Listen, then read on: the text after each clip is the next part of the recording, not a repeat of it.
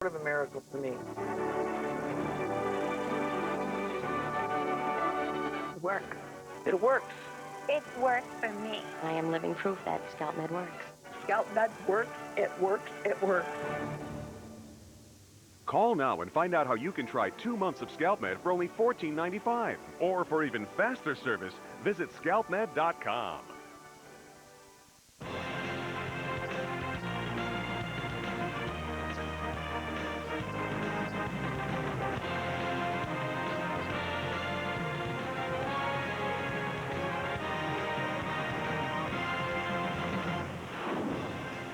Live from Bryant-Denny Stadium in Tuscaloosa, Alabama, the Crimson Tide opens the home portion of its season, playing host to the Tulane Green Wave. Good evening, everybody, and welcome to the Capstone. Along with Tyler Watts, I'm Chris Stewart. Glad to have you with us as the Crimson Tide tries to move to 2-0 on the season.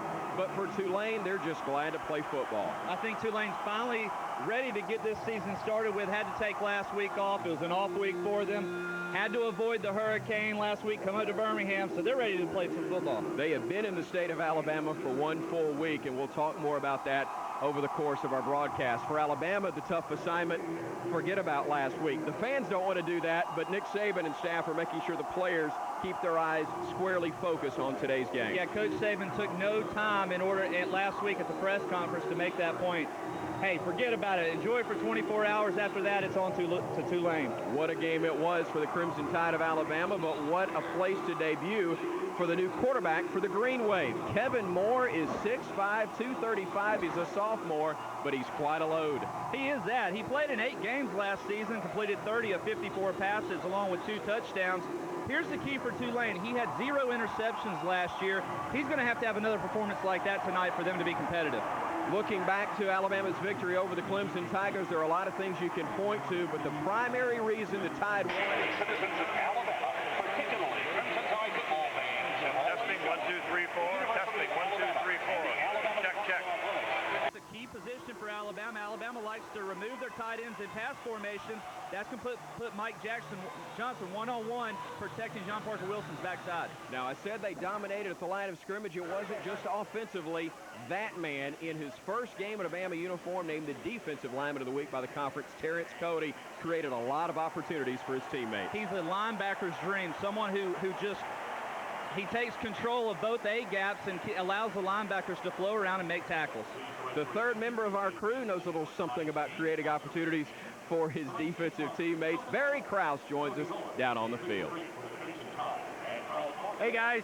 I think the key to the game is take Tulane out of the game right off of the bat. We're talking about the backyard of in Tuscaloosa, Alabama for Alabama Crimson Tide. How do you do that? Special teams. Go down there and make a big hit, good field position, get the ball to the offense. John Parker Wilson and this offense did a great job last week against Clemson. They had 4 drives of 10 plays or more. A couple of them, 14-play drives that takes them out right off the bat. Defense, again, another great game of physicality, driving it down their throats and stopping them, getting the ball back. But overall, I think the key to the game is take them out early in this game.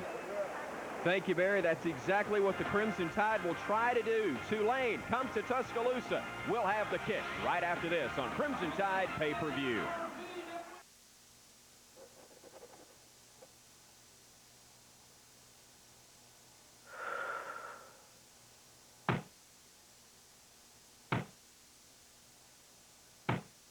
You think car insurance is too expensive?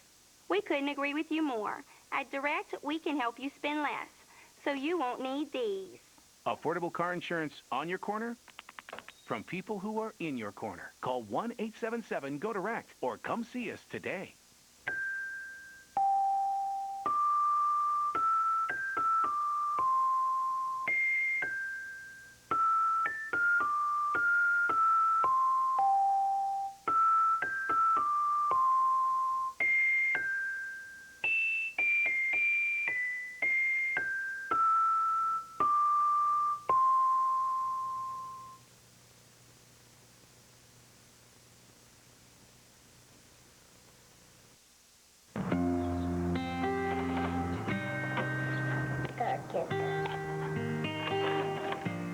Oh, it must be careful.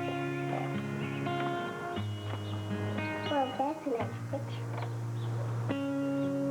Nana. Okay. Foreclosure doesn't affect just you. It affects your whole family, too. If you've fallen behind on your mortgage, we can help. Call 1-888-995-HOPE, because nothing is worse than doing nothing. Watson, Barry Krause, I'm Chris Stewart, back with you at Bryant-Denny Stadium. An overcast late Saturday afternoon as Alabama opens the home portion of its schedule against the Tulane Green Wave. Alabama, so impressive a week ago in the Georgia Dome, knocking off the Clemson Tigers. A surprising 34-10 win, Tyler, in that game. Not the fact that Alabama won, but the fact that they were as dominant as they were. Nick Saban, though, wants to see it week in and week out. He absolutely does, and it's just amazing how quickly, like we pointed out in the pregame, how quickly he made the note. You know, I don't think a reporter really asked the question, but he made a point to really just create awareness. Hey, y'all, this is one game. We have a whole entire season that we have to prepare for week in and week out, and we have to have this kind of preparation, this kind of performance every week to have an opportunity. Heard by the time the players got through watching film with him on Monday, they thought they had lost to Clemson. So was the manner in which he got the point across that you've got to do it play after play, dominate the guy that lines up across from you. And that's exactly what Nick Saban wants to do. Bob Toledo is the second-year head coach of the Green Wave. He is no stranger to Bryant-Denny Stadium. Back in 2001, he brought UCLA into the stadium. Dennis Franchioni's first game as head coach of the Crimson Tide at that point. And the Bruins won for the second straight year over Alabama, but it is his first time to face the Tide as the head coach of the Green Wave. First meeting for these two programs since 1994. And quite a round of applause from the Alabama fans welcoming the Green Wave onto the field after what they have endured over the last week in trying to avoid Hurricane Gustav. You see the temperature at 82 degrees, very muggy though, as you would expect here in early September in Tuscaloosa, Alabama. Just a very slight breeze that is much welcome here in Tuscaloosa. As we said, first meeting since 1994, Alabama winning that one by 10. 41st meeting overall, of course, for many years. Tulane and Alabama were both members of the same conference before the Green Wave left in the 60s, the Southeastern Conference. Just about set to get things going again. One of the storylines in this game, can Alabama's offensive front be as dominant from the start without All-American left tackle Andre Smith? Injured his left knee during that contest against Clemson midway through the third quarter. But I think, as you see him there on the sidelines, one of the things that was most impressive, Tyler, Alabama never seemed to miss a beat once he left. Now, Mike Johnson went over to the left tackle position, and they just filled in the gaps and continued on, dominating Clemson all night long. He had started every game as a player at the University of Alabama, but the junior having to watch from the sideline here today. Ross Thibodeau is the kicker for the Green Wave. As deep for the Crimson Tide, we'll have Mike McCoy and Javier Arenas. Julio Jones had joined Arenas as the deep man in the first game of the year. Now on week 2, we are underway from Tuscaloosa. Glad you're with us on Crimson Tide pay-per-view as Arenas fields it about 5 yards deep, and he's got room across the 25, brought down finally at the 27-yard line. Good starting field position for Alabama. After about a 28-yard return, counting the yardage that he had in the end zone. But 26 officially as John Parker Wilson, Tyler, had a sensational game in week 1. He was sharp as attack. He put the ball where it needed to be. He managed the offense, and I think that's what these coaches were most impressed with, just his maturity in managing the offense. Here you see the senior out of Hoover High School working with 3 wideouts. It's Marquise Mays that's in the slot. And he'll come in motion. Check that. Nikita Stover in motion to the bottom of your picture. They'll go on the sweep to Coffee.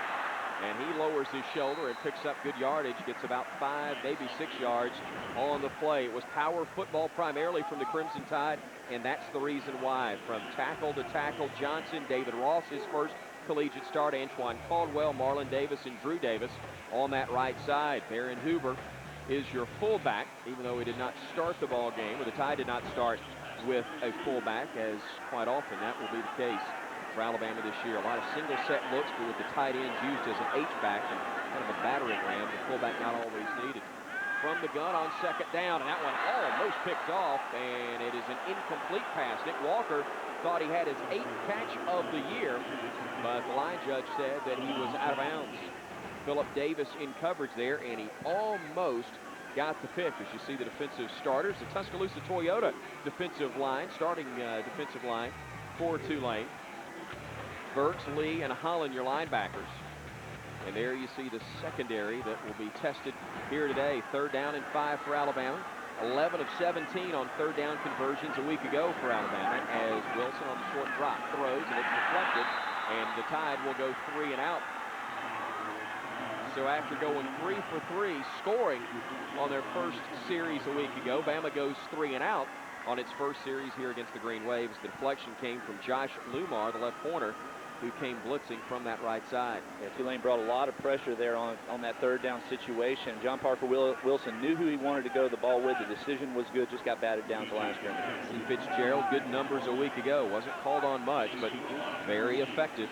As you see Casey Rowbottom, the sophomore, waiting back on his 25 as we've got a flag that comes in. A bit of a sluggish start for Alabama. See if this is against the Green Wave. Prior to the snap, false start. 25 off. 5-yard penalty. Still 4th down. It will be false start against Rolando McClain. The all-SEC linebacker being used in special teams. Fitzgerald 2 punts, averaging 36.5 yards per kick a week ago. And he gets a high spiraling kick here that Rowbottom will fair catch and bring in at the 31-yard line. So the Green Wave will have possession for the first time this evening, as their quarterback gets his first start. Kevin Moore, 6'5", 235-pound redshirt sophomore. Highland Village, Texas is his hometown. We'll give you his numbers and the rest of the starters when we come back to Tuscaloosa. 14 minutes to go here in the opening half from T-Town. At Tuscaloosa Toyota, our customers buy from us for many reasons. And one of those reasons is our incredible lifetime warranty, included on every new Toyota or Scion that we sell. A lifetime warranty that covers the transmission, the engine, and the entire powertrain. Unlimited miles, unlimited years. And no matter where you go in the U.S., you're covered at any participating service center. Tuscaloosa Toyota's incredible lifetime warranty. Unlimited miles, unlimited years. Tuscaloosa Toyota, home of the lifetime warranty.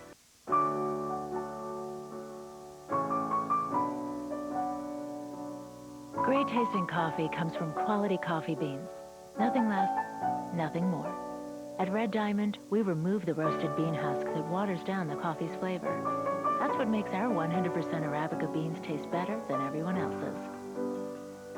There's an art to making the perfect cup of coffee, and we practice it every day. Drink fresh. Drink Red Diamond. Every business is unique. Each has a different set of goals and vision of where it ultimately wants to be. With the Charter Business Bundle, your business has the power to do more than ever. We offer reliable communication solutions, including telephone with unlimited long distance, high-speed internet, and digital cable. No matter what you do, Charter Business gives you the power to succeed. Propel your business to the next level. Call 888-889-7346 today. Kevin Moore getting his first snap as a starting quarterback for the Tulane Green Wave. Who for career best 125 yards on 6 of 10 at Rice a season ago.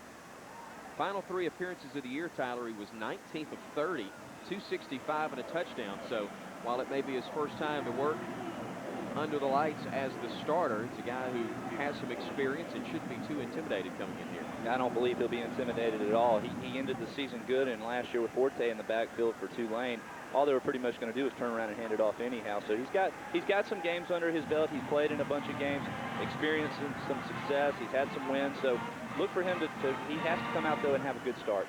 Looking at the Tuscaloosa Toyota starters for Tulane on that offensive front. Troy Kropog is at left tackle. Rice, Parrington, Neerman, and Hendrickson rounding out the remainder of the starters. Blackwelder is at fullback. Andre Anderson also getting his first collegiate start. That's a young man who has a lot of pressure on him. A 6', 211-pound junior. He's number 32. as they send Williams in motion. Quick pass out to the near side and bumped out of bounds by Kareem Jackson. Was Cody Blackwelder, the fullback. We'll look at the starters again, brought to you by Tuscaloosa Toyota. Bobby Greenwood, Terrence Cody, and Brandon Dederick across the defensive front for the Crimson Tide. Corey Raymer, who had the big play on the first series defensively for Alabama a week ago at one linebacker. Dante Hightower, a freshman who got some great reviews from a week ago also. And there's the veteran secondary for Alabama as well. 2nd and 8 as Moore works under center. The long count and the give to Anderson. And he will spin and be faced with 3rd and about 3 as Rashad Johnson, the free safety, came up to greet him first. Here's a good look at Anderson. You see his numbers from a season ago, 6.5 yards per carry. Not a bad clip either.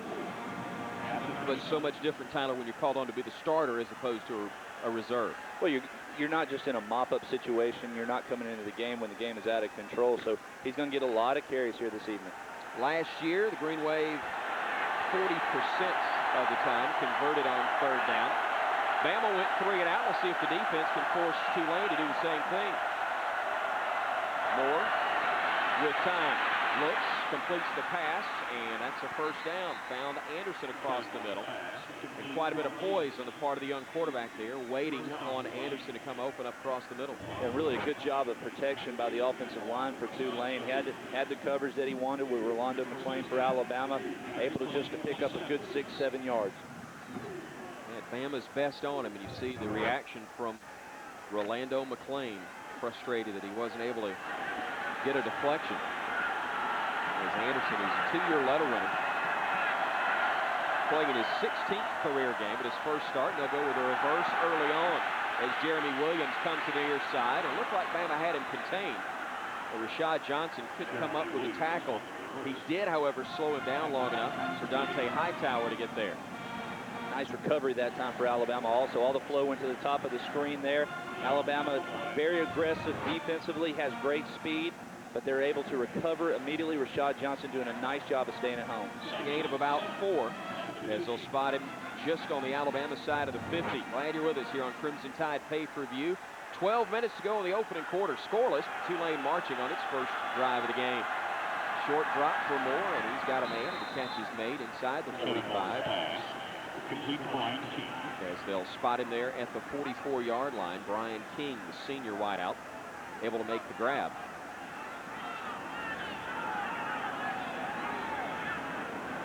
It'll bring up 3rd and a yard. 3rd and 1. So 3rd and 1 upcoming. As King makes his 62nd career grab. See what Terrence Cody and company can do up the middle. They're going the option look for the Green Wave, trying to get to the corner and stretching for the pylon. Didn't get there, and a great read, Tyler, by Alabama defensively. Brandon Fanny on that last play made an incredible effort. This play, the way it was drawn up, the way the numbers stacked out, Tulane should have walked in for an easy 1st down, but Brandon Fanny does an excellent job playing the pitch, and then watch him recover right there and able to get out and make the tackle. Made sure he got him out of bounds before Anderson could stretch for the 1st down mark. They actually lost 1.5 yards on the play. So Darren DeRochemont will punt, and Javier Arenas will wait back on his 10. High wobbly kick, and Arenas will field it at the 13. Breaks 1 tackle, a 2nd, a 3rd. Shakes free into the open field. 1 man to beat. Across midfield, it's a foot race, and Arenas will take it to the house. 90 yards. Javier Arenas gives Alabama a 6-0 lead.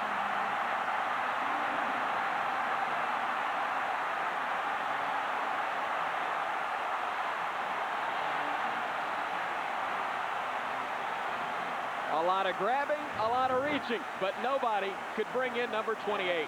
Not a bad punt at all. It had good hang time. You see the gunner there getting downfield, but Javier Arenas, anytime that he has tacklers on him, he always finds a way to elude at least the first 2 guys. Anytime he's in open field, watch him pick up key blocks there. It's a foot race. He's going to win. 88 yards officially as Javier Arenas returns the punt for a touchdown, electrifying this crowd at Bryant-Denny Stadium. He did it a lot a year ago, and he's off to a great start here in 2008 as Bama is on top. The golden rule of medicine is to first do no harm. Doctors and nurses owe at least that much to their patients. If you or your loved ones have experienced a harmful outcome after a routine procedure or surgery, let us determine whether or not the doctor or nurse caused that harm. Call the Cochran firm. If you've been a victim of medical malpractice, auto accident, product liability, or wrongful death, call the Cochran firm at 1-800-THE-FIRM. At Citizens Bank, we are more than a bank. We are your neighbor, and we're here to help make your dreams come true. See Rick Saylor, Keith Mauder, or Wesley Menton today for the loan that's right for you. Come on in for a loan today and enter to win our $20,000 giveaway. Citizens Bank, world-class banking, hometown service. Citizens Bank.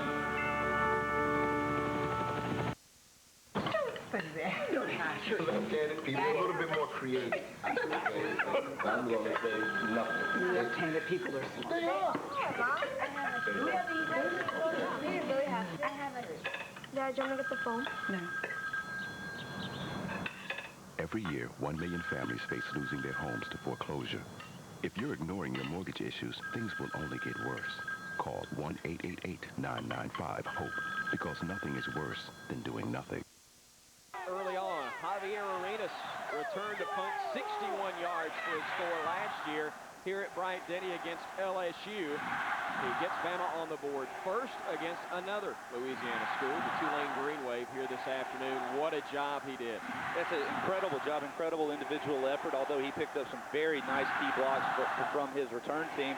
But anytime that he's able to make the first 2 or 3 guys miss, that just puts him in space. Talk about the confidence it gives the blockers on special teams, knowing you've got a guy behind you that if you give him just a little bit of a crease, can score virtually every time. I'll tell you what else it does. It tells them they better get back downfield and not give up on the play, because he is liable to bust loose at any moment. That's exactly what he did to give the Crimson Tide the early 7-0 lead. That is the 5th longest punt return in Alabama history. And Arenas behind Herschel Mosley, Harry Gilmer, Cotton Clark, and David Palmer. Some great names in Bama history, and Javier Arenas well on his way to putting his name in some similar company. Jeremy Williams, Travis Burks, the deep men, as Lee Tippett kicks it deep, fielded at the 5. Across the 20, 25, 30. One man to beat there as Burks will try to outrun Chris Rogers, but he's able to make the stop, but there is a flag back all the way at the 40-yard line. And could Tulane, or actually Alabama, maybe have been offside? This is going to be against Tulane. Michael Batiste, I believe, number 15 for Tulane. When it was kicked, he made a beeline for Javier Arenas, I believe is who it was.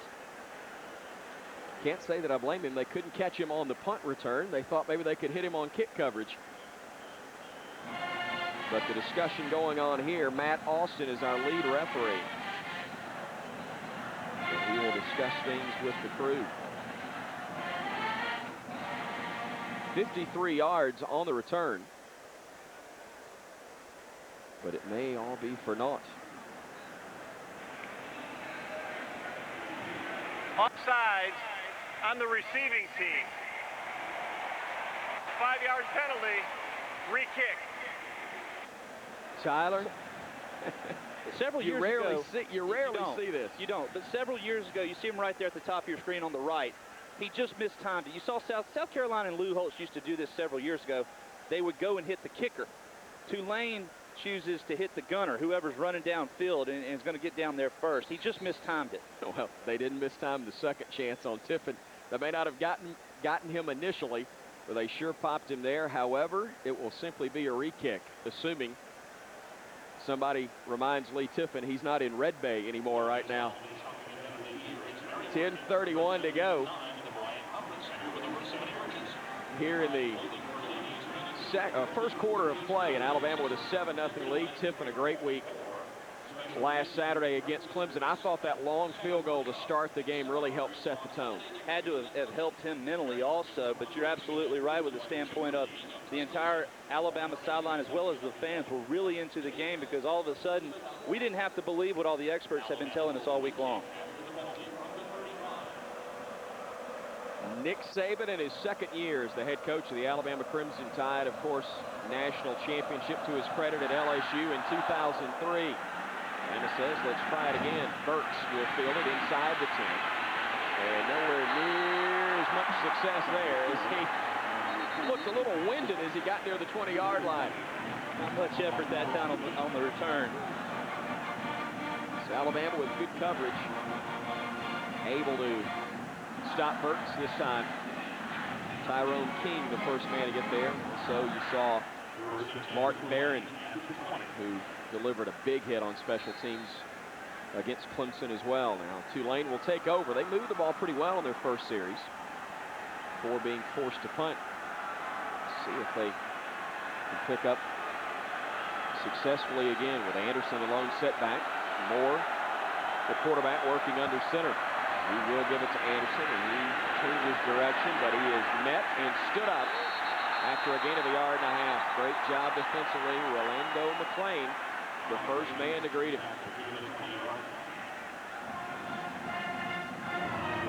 McClain in the middle of your screen here does a really nice job of eluding the blockers, not picking up contact, and that's where a good linebacker kind of makes his case right there. Never stops moving his feet.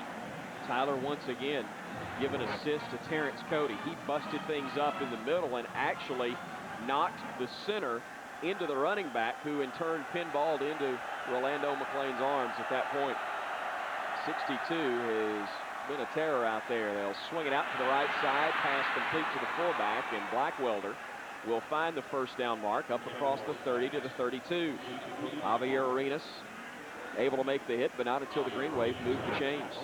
Alabama really biting hard on the play action right this second. McClain comes up. That's his guy, the flat. He's got to knock that fullback Blackwelder, knock him off his route, prevent that type of pass.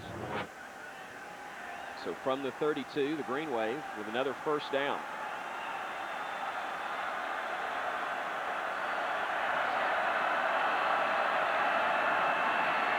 Dumping it off, pass complete. That's King, and he'll pick up 5 or 6 yards. Nothing fancy, not trying to bite off more than they can chew, but just taking a lot of underneath stuff early on. Yeah, that man right there is smart. He's not putting his quarterback in a bad situation to this point. He's throwing on first down, but to this point, he also has not thrown it downfield. Just a lot of 3 to 5 yard passes trying to set up second and short situations. So the Green Wave was 2nd and 5. The clock ticks under 8:47 to go now here in the opening quarter. Play action, rolling the pocket, and he's got room. And will put his head down and didn't do it quickly enough.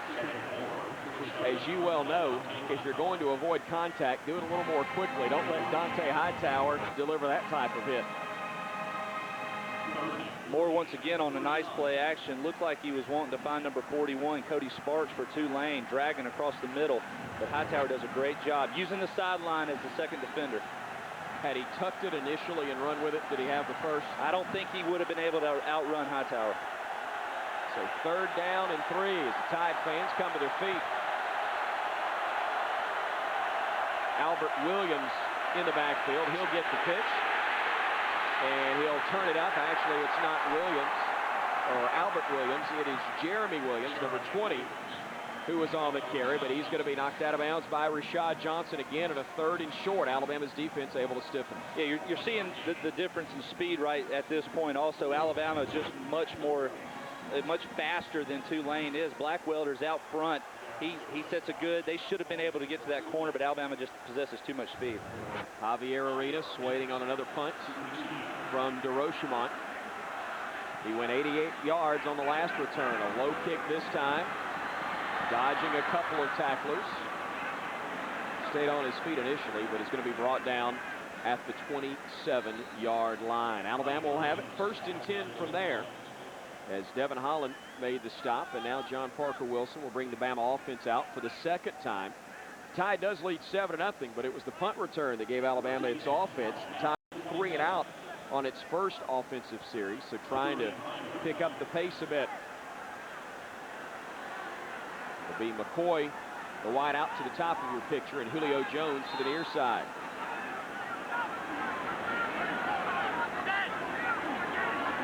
Wilson directing traffic as Travis McCall shifts over to the right side, and they'll hand it off to Glenn Coffey, and he is going to be brought down. That's a nice job of wrapping up on the play by the Green Wave, and Evan Lee able to grab him. It's the middle linebacker, a senior at 6'1", 236, that made the stop. Coffey 90 yards rushing a week ago, and again, if there is a spot where Alabama has depth, it is certainly in the backfield. Alabama's always had a stable of backs. That is definitely an advantage. Marquise Mays checking into the game as they'll go across the middle to Nick Walker, and he'll break one tackle, a second, and there is the 8th catch of the year for Walker. He caught one earlier, but they ruled him out of bounds as he made the grab. 7 catches a week ago, 6 of them in the first half. Everybody says, why don't you throw the tight end more? That question's certainly not asked after the ball game. And I like moving Nick Walker a little bit further out in space there. It allows him more room to work with. He has great quickness. He's able to run a lot of different routes, but just finds a soft part of that defense. Tide getting its first down of the ball game. They'll spot it across the 41. McCall again shifting over. Wilson on the delayed give. That's Coffey. Excuse me. That'll be Mark Ingram, the true freshman.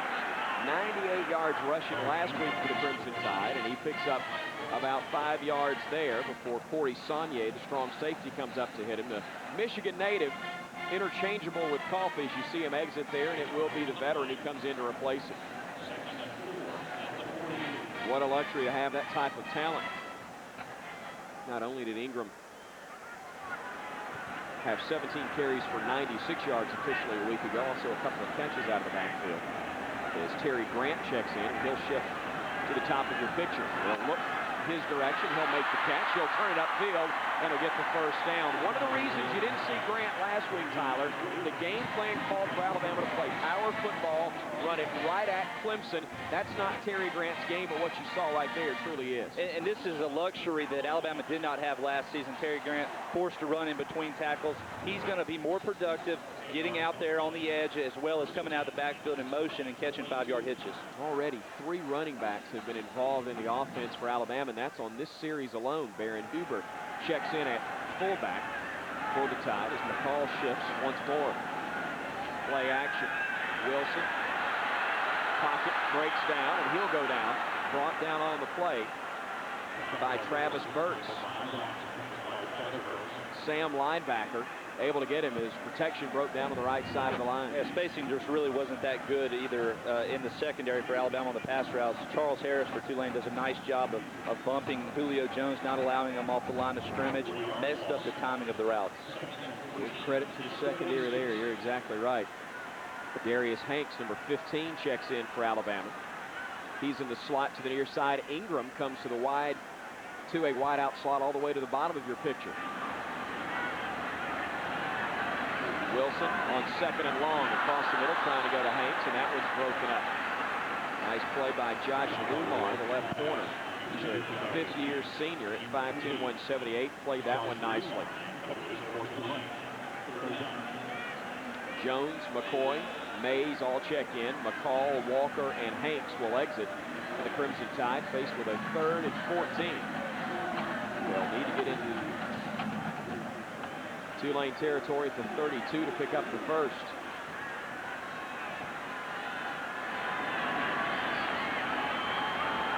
Wilson directing traffic. The play clock is under 5.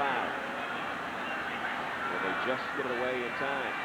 Pressure coming. Wilson avoids the rush initially. Now throws it downfield looking for Jones, and it's incomplete. That play got broken up, and Wilson tried to improvise, but with pressure coming from Logan Kelly, he had to unload this one. James McMurtry looked like he's the one that came in for Tulane on the backside blitz. Forces John Parker Wilson out of the pocket. You can't be upset with this pass, though. This is just one of those, if it works, great. If not, we're going to punt. Nice adjustment by Julio Jones, just a little bit overthrown, but that's a pass that 9 out of 10 times is not going to be completed. Actually, 92 Reggie Scott, the defensive end who is providing pressure. P.J. Fitzgerald on to punt for the second time. You saw 41 yards on his first attempt. As this one will sail through the back of the end zone. So Fitzgerald with too much on that one. And so the Green Wave will have possession. First and 10 at their own 20. Neither offense able to muster much, but the Tide special teams gives Alabama a 7-0 lead. Why are energy drinks bad? 12 spoons of sugar? That's bad. 200 calories? Bad. Guarana? Tisk, tisk. Good for a short jittery burst, then a debilitating crash. So don't drink energy drinks. Drink 5-Hour Energy. It's not a drink, more like a sip. But with that sip, you'll feel alert and focused for hours, without the crash or jitters. It has 0 sugar, only 4 calories, and no guarana. 5-Hour Energy. Hours of energy now, no crash later. Stephen Bochco, creator of Hill Street Blues, L.A. Law, and NYPD Blue, is back with a powerful all-new drama, only on TNT. Justice, like you've never seen it before. What, you gonna hit a lawyer? Raising the Bar, an all-new TNT series, Mondays at 10, premiering this Labor Day, only on TNT.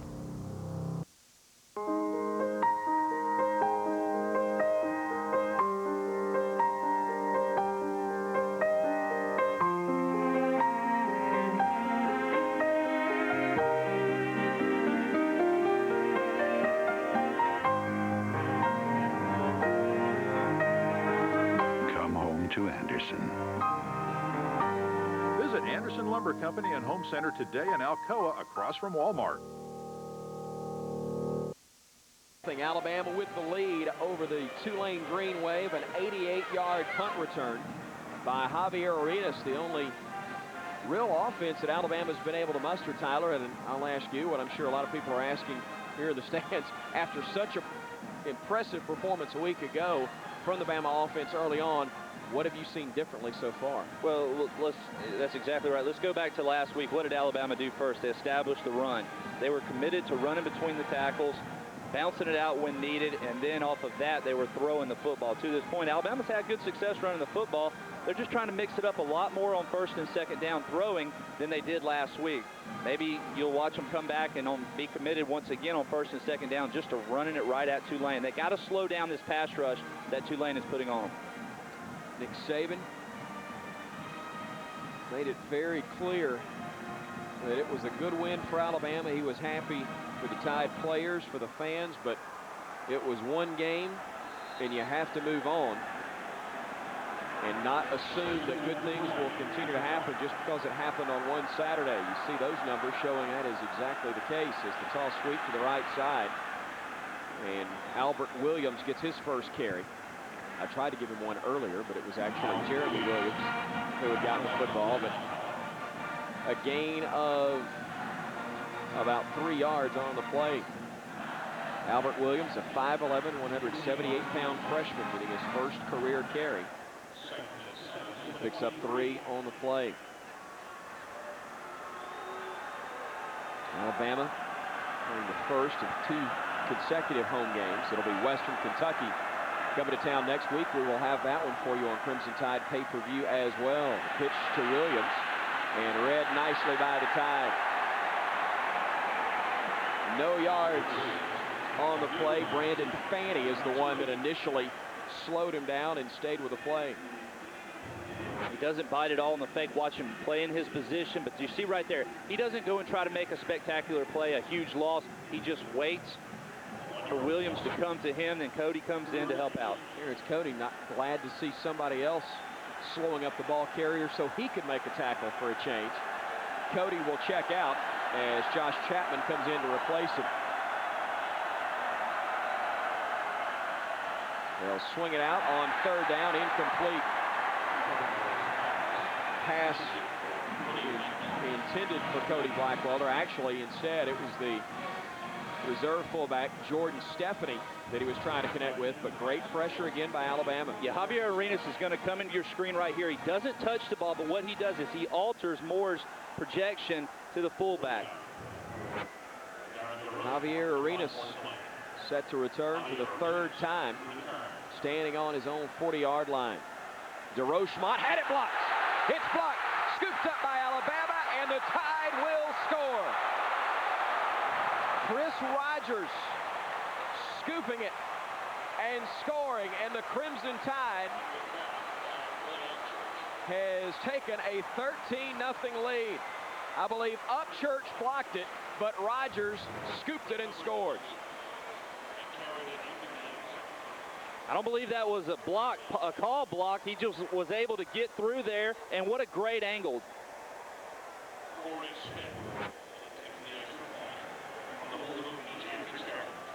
It will not be Tiffin that's on to kick.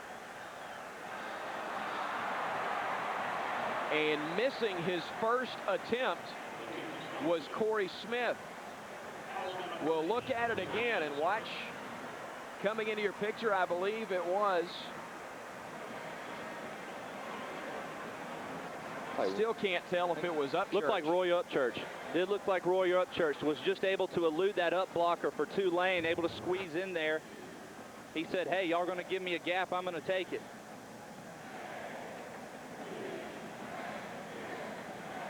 It's either Demetrius Good or number 5, Roy Upchurch.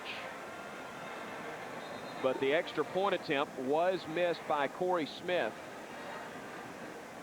And Alabama has scored 2 touchdowns on special teams. They're getting it done with defense and in the special teams. It doesn't matter how, they're getting it done. That's absolutely right. These special teams for Alabama have really played well. We got the confirmation it was indeed Roy Upchurch who came through. What about the contribution he has made in the way he's handled it, Tyler? He was one of the top 2 ball carriers a season ago. Now he basically falls to number 3 on the depth chart, but caught the ball well out of the backfield last week, ran it effectively when he got opportunities, and they're making a huge contribution in special teams. You have to be able to contribute any way that you can, and through your hard work, you get more and more opportunities to make plays.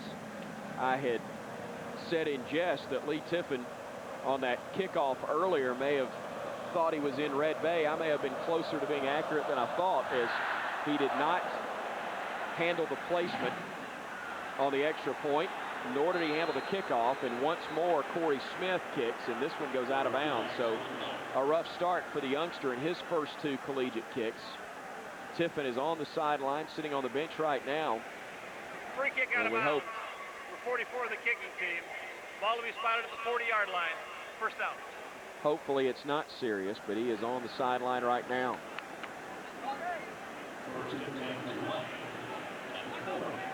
Corey Smith's got a good leg, though. Unfortunate on that last kickoff, it just landed about a yard outside. Just 1 more yard, 2 yards more to the inside, it would have been a perfect kick.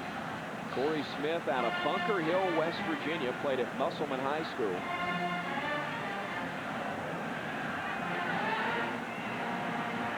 A rough start on his first couple of kicks, but getting the jitters out of the way, and hopefully will be successful the rest of the way. That pass swung out to the near side. Catch is made by Jeremy Williams, but not a lot of running room as the Tide again defends it very well. Coming into the year, the question mark was on the defensive side of the ball, specifically, Tyler, among Alabama's front 7. The speed and quickness of the improved strength from a year ago, though, is clear through the first game and almost quarter of week number 2. And the sheer size of these defensive linemen, I think, Terrence Cody coming on has really helped add depth to the defensive line. On 2nd and 9. The give to the deep man, Anderson. And again, not much running room there. Got a yard, maybe 2 at the most, before he is brought down. Orlando McClain hobbling a bit as he came out of the pile. It looks like he's going to stay in the game. Terrence Cody among the first to greet him. Chavis Williams checking in along with Marquise Johnson, as we'll see Dante Hightower and Big number 62, Terrence Cody checking out. 3rd and long. See, the Tide's 0 for 2. Tulane 1 of 4 on conversion attempts. Pressure coming from the outside. Pass is caught. Great throw on the part of Moore, and an equally impressive catch on the part of Jeremy Williams. Chavis Williams is going to line up to the right on your screen there, going up against Pete Hendrickson. Looks like he got held a little bit. He's a speedster for Alabama. Williams really a linebacker, but gave Alabama a 4 down lineman look at that time as he came in from the corner. Reamer back in to replace him as they'll go with a shuffle pass. And it doesn't pick up much. They'll get to the 45 of Alabama. Actually got 3 yards, more than I thought, as Lorenzo Washington makes the stop. Couple of tackles a week ago for the junior out of Logansville, Georgia. And he also had a quarterback hurry in Bama's victory against Clemson. Just joining us, an 88-yard punt return for a score by Javier Arenas. A blocked punt by Roy Upchurch, scooped up by Chris Rogers, who carried it into the end zone. A missed extra point, and Bama leads it 13-0. Inside handoff, Anderson getting into open space inside the 40 and to the 39. He'll be close to the first down. Hightower and Johnson brought him down, but not before he got very close to that first down mark. And it's going to be close enough for a measurement from our lead official, Matt Austin. You can give Tulane credit. They have actually looked more consistent offensively than has Alabama so far. They just haven't had anything to show for it. Yeah, they've had a good game plan coming into this ball game tonight. Doing a nice job of spreading Alabama out, trying to hit the creases as much as they can. A lot of quick hitters, though, not putting more in difficult situations on 3rd and long, giving themselves an opportunity to move the football. Lee Tiffin heading to the exit. Barry Krause with a Cook's Pest Control sideline report. What's the word, Barry? Hey, I was talking about some Van Tiffin with some of the trainers, and they basically said that he took a big hit. Obviously, you saw it out there on that one kickoff return. He's going to be out for the rest of this half. They're going to reevaluate him at halftime, and they'll give us an update after halftime. Thank you, Barry. That's not what kickers sign up for, taking that type of hit, but got blindsided, and now 3rd and a foot. Quarterback keep. Trying to move the pile, and it will depend on the spot. I think they got it, though. It is indeed a first down for the Green Wave. So Tulane able to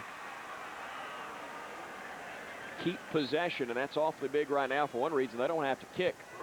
Things haven't gone very well for them when they've done that. Out of 3 punts, one of them's been blocked, another one's been returned for a score. Bob Toledo trying to figure out how his team has looked as well as they have defensively and moved it like they have on offense, but yet trail 13-0. Moore swinging it out. Once more the fullback, Blackwelder, able to make the grab and picks up 7-8 yards on first down. What's making that play so wide open? Well, Blackwelder has no opposition coming out of the backfield. Anytime you see a fullback going to the right or the left, someone has to make contact with him at the line of scrimmage. You normally see linebackers coming up and taking on that lead block. And it's exactly for that reason. You can't let a fullback out of the backfield untouched. Eric Anders, the man giving chase, as the first quarter has come to a close. Alabama leads at 13-0, but it has been far from a dominating performance. Here's one of your lone highlights for Alabama thus far. Are you a Bama fan? Do you own a video camera? If so, it could be your ticket to incredible prizes and online fame in our off-campus bookstore, What Tidology Means to Me contest. Game day rituals, victory dances, pets, relatives, even superstitions. We want to know how you show your Bama spirit. View entries and learn how to enter at Tidology.com. Off-campus bookstore, home of Tidology. I don't know how it started. Slowly, I think. But now it's gotten bad. Really bad. Really bad. I didn't know it could do this. Now, I know.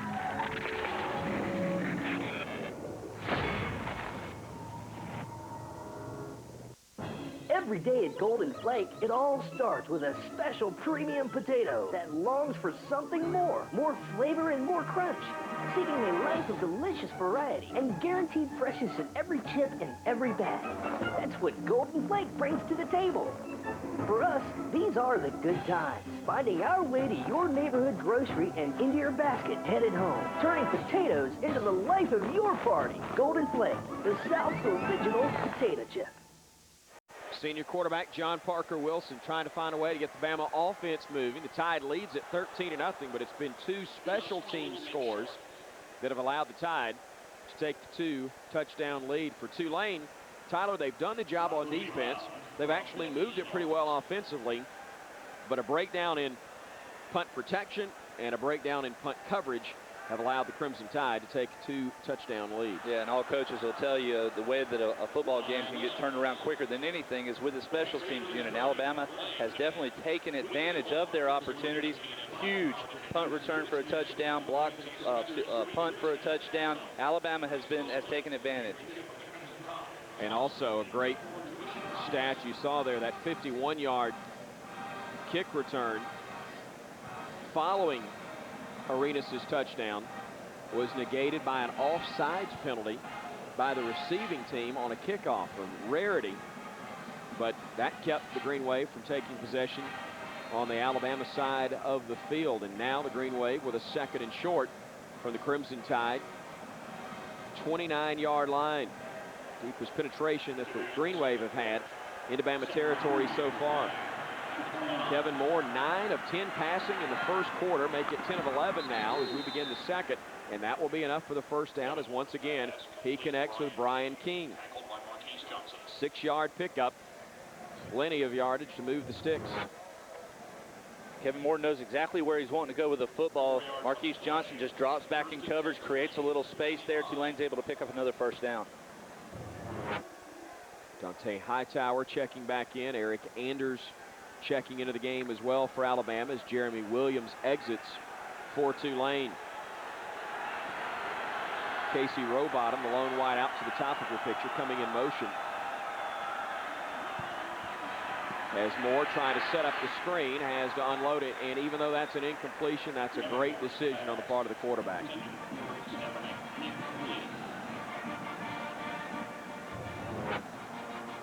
Eric Anders does a great job for Alabama, sniffing out the screen pass, floating along the line of scrimmage. But as you mentioned, Kevin Moore making a heads-up play, not trying to force it. That was something that you pointed out following the Clemson victory, that those are the type plays that don't show up to the ordinary fan that are great, smart moves on the part of the quarterback. An incompletion is not the worst thing that can happen. A loss of a couple is not all that good, though, for your offenses. Brandon Fanny, the Jack linebacker, is able to knife in and make a play. He has been all over the football field this evening. Host of Alabama players able to sniff that one out. You saw for the first time Tulane not really able to make create any holes at the line of scrimmage. Bama's run defense, absolutely sensational in stopping thunder and lightning from Clemson. 3rd and 12. Moore with pressure coming, unloads it, pass caught, but not a first down. What a hit delivered by Rashad Johnson, as Brian King was able to hang on to it, but he's going to be shy of the first down, and now we'll see Ross Teveno come on to try a field goal. This one will be in the area of 36 yards. And that's how important that 3rd down was, just to pick up the extra yardage to even give Tulane an opportunity for this field goal. Teveno's numbers from a season ago. On 4th and 3, they will kick the field goal. It's up and it's good. And Green Wave have finally had something good happen for them in special teams. They get on the board. 13-3, though. Alabama still with a 10-point lead, but Bob Toledo's squad able to put points on the board in Tuscaloosa. You make me jump a little higher. You my favorite. Slow bunny. It's never a good idea to drive without car insurance. Fortunately, most of our offices are right around the corner, and when we help you spend less, you'll have even more to sing about. You make me jump a if you must.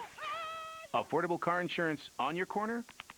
From people who are in your corner. Call 1-877-GO-DIRECT or come see us today.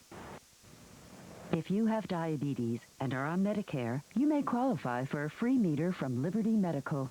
You know, there are still some people who don't know that the cost of their diabetes testing supplies may be covered by Medicare. Well, if you have diabetes and you're on Medicare, your testing supplies may be covered. Here's how it works. Liberty is a Medicare participating provider. They bill Medicare and your insurance company. You pay nothing up front. Your testing supplies are delivered right to your door and no charge for shipping. You have nothing to worry about because when it's time to reorder, Liberty will remind you. Call the number below to see if you qualify for a free meter from Liberty Medical. Call Liberty Medical. They can help you live a better life. Call today for your free meter. Call 1-800-921-3416. Dude, Bryant-Denny Stadium in Tuscaloosa. Glad you're with us here on Crimson Tide Pay-Per-View. I'm Chris Stewart, along with Tyler Watts, Barry Krause down on the sidelines, and Tulane able to get on the board. 12 plays, 42 yards, a little more than 5 minutes before that young man, Ross Tevenot, was able to give Bob Toledo's squad their first points of the game. 16 points scored between the two. Everything coming in special teams so far. Alabama clearly, Tyler, needs to get something going on the offensive side. Offensively, they have to be able to establish the run and consistently run the football to try to give this defense an opportunity to rest a little bit. The defense is playing great, but offensively, Alabama just wants to find some sort of continuity, pick up several first downs in a row, and try to get points of their own on the board. Alabama virtually nothing on offense. 4 carries, 9 yards on the ground, 24 yards passing. Javier Arenas has been the bulk of their offense. An 87-yard punt return earlier. Now he is the deep man along with Mike McCoy for the Crimson Tide as Thibodeau will kick it, and it will be Arenas to field it at the 1. At the 10, at the 15, room at the 20, outside 25-30. Still on his feet, 35.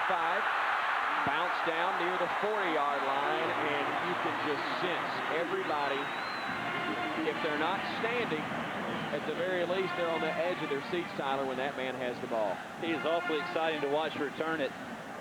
Several key blocks, Julio Jones and company up front, doing a great job stalking. There you see it, just a body on a body. Give him a little wiggle room, and he'll make something happen. Fitting with that type of route to wind up at the 40 that Oscar Ponce de Leon would be the one to bring him down. From the 39, John Parker Wilson will work from the shotgun. Roy Upchurch, who blocked a punt earlier in the backfield, will swing it out to Marquise Mays. He'll try to make people miss and get to about the 43-yard line, and you saw some coaches signal. I think Kurt Signetti, the receivers coach, sort of make the signal, get upfield. He tried to dance a little bit too much after making the grab. Yeah, a great job of stalk blocking by the Alabama receivers. So the only person that can make that tackle is the safety, who's about 12 yards deep, and then any overflow that's coming from the inside. So you got to catch it, get north and south as quick as possible. That is Chinonso Eshabellum, the free safety, able to make the stop after a gain of about 3. 12:20 and ticking, time left, quarter number 2. Bama trying to establish something on offense. Not been able to do that thus far. Wilson with pressure, working his way outside.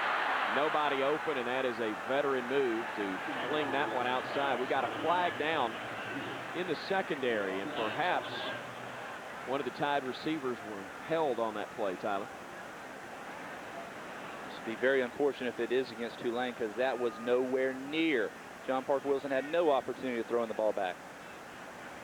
Reggie Scott was providing pressure, and that forced Wilson out of the pocket. So let's see who they're going to flag this one against. Holding. Defense 24. That's a 10-yard penalty. Automatic first down. Eshabellum called for that infraction. Let's see if we can watch it again. Yep, Marquise Mays. That was at the bottom of your picture. Nope, McCoy actually is the guy that he corralled. But John Parker Wilson's just now starting to flush out of the pocket, and that flag came in extremely late. Evan Lee, the middle linebacker, was in coverage on Marquise Mays. But it was Eshabellum that got a handful of Mike McCoy's jersey. It is called for the hold.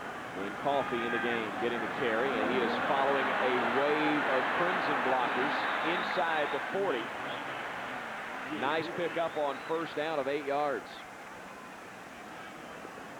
Evan Lee eventually got it his way, but look at the job the right side of the line does here. Just an incredible job, as you mentioned. Drew Davis, Marlon Davis, just really blowing a hole open, and a host of other offensive linemen just pushing that pile forward. Great to see Brian Motley, who was a nose guard on last year's team, move back to the offensive line. He was the pulling guard from the left side there that created the running room for Coffee. McCall shifting over as the H-back, and Coffee will follow him. And that's a good decision. First down yardage for Alabama inside the 35. Devin Holland brings him down. But not before another 8-yard pickup for Alabama. So a first down for the Crimson Tide. And this looks like the Alabama team of a week ago. And it's back to basic offense, too. Just running in between the tackles, allowing your big offensive line to take control. So 4 carries and now 20-plus yards for Coffee as Mays goes in motion to the top of your picture. Toss sweep that direction. Coffee's going to be stood up. David Ross was trying to cut down the man on the corner. The cutback by Coffee. There were a lot of green helmets waiting on him. Julian Shives Sams, 6'3" senior defensive tackle, able to bring him down. Good look at 6'3", 282-pounder. Only a yard on that play is Bob Toledo's defense. Comes up with a stop. Let's see what John Parker Wilson and the offense can do. Only 3 senior starters for Tulane defensively. As Wilson tries to elude the pressure, but they came on a corner blitz, and there was nobody there to block him. And that's something that was highly significant a week ago, Tyler. Wilson never got touched, but he has been harassed throughout this first half. Yeah, Logan Kelly's going to come from a stand-up position, and the offensive line just did not recognize it, or there was just no one there to protect John Parker Wilson. And he's looking to the left the entire time. That's coming from his backside. So after the 10-yard loss, 3rd down and 19, we'll call it. The line of scrimmage back to the Tulane 42. 3rd down has not been very kind to Alabama so far. Wilson stepping up in the pocket, unloads it, and that one's broken up. Intended for B.J. Scott, but Evan Lee, the middle linebacker, absolutely decked him. All 3 arrived at the same spot simultaneously, and it results in an incomplete pass. Yeah, I think John Parker Wilson got away with one right here. B.J. Scott's a good thing that he was going this hard to the football, because as you mentioned, Evan Lee is right in position. So now P.J. Fitzgerald will have to come on and punt. 3rd time, see his numbers so far on the afternoon. And if you're just joining us, Alabama leads at 13-3, but the Tide's 2 touchdowns have come on special teams plays. High spiraling kick, fair catch called for, and it will be made right at the 10-yard line by Casey Rowbottom. So that's where the Green Wave will start when we return to Tuscaloosa. Tulane's offense has been impressive, but they still trail by 10. College football is on CSS, and Tuesday nights are your chance to see all the Georgia Tech Yellow Jacket football action. This week, it's the Georgia Tech at Boston College replay, Tuesday at 9 p.m. Eastern, only on CSS. I've covered college football for a long time, and Blue Ribbon Yearbook is the Bible of college sports. Franklin American Mortgage is a proud sponsor of all Blue Ribbon College yearbooks. Order what the pros use. Blue Ribbon Yearbook, available at blueribbonyearbook.com.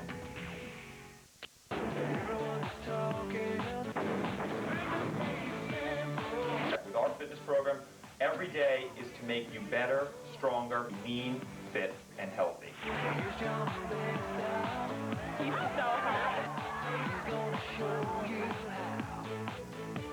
to reach your potential. It really works. John has helped me out so much. Fitness Made Simple has really changed everything about my life. I lost 5 pant sizes in 12 weeks using Fitness Made Simple. Fitness Made Simple videos help you learn the right way to do things for a healthier life.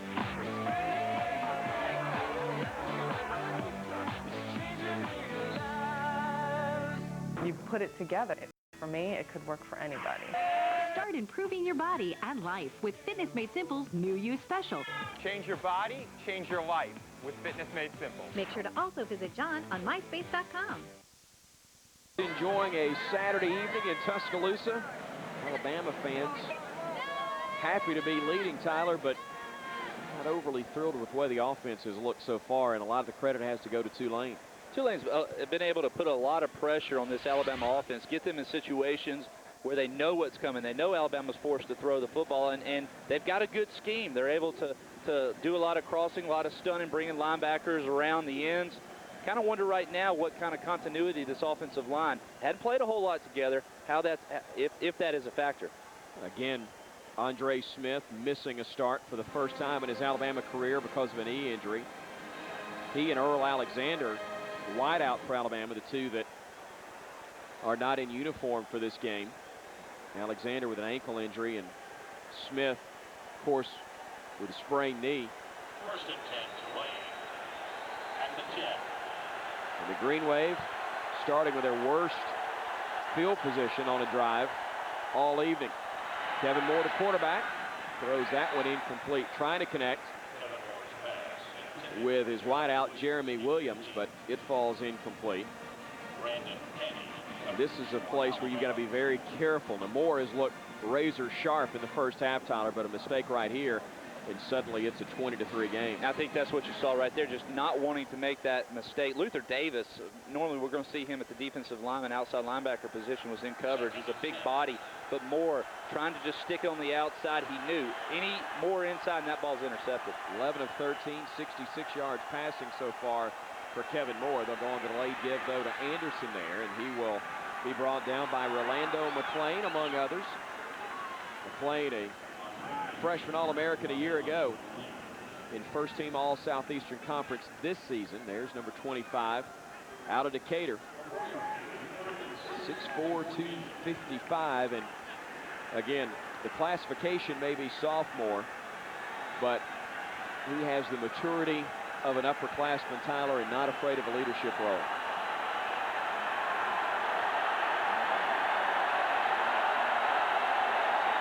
Third and 7. Moore works from the gun. Looking across the middle, and it's dropped, and he heard footsteps there because Jeremy Williams was open and probably had a chance for the first down, but he heard Rashad Johnson coming. This was going to be awfully close. The play is well designed. You see him come in here on the quick slant, but Johnson very quick in reacting. That would have been really close. They had Bama on a blitz. It looked like Dante Hightower in the middle. He came in, and that did leave some room for Williams. However, couldn't hang on to it. Arenas salivating as he waits at midfield. Looking for a block. Got one. Got another. Heads for the corner. Heads for the end zone. But he'll be brought down at the 20-yard line.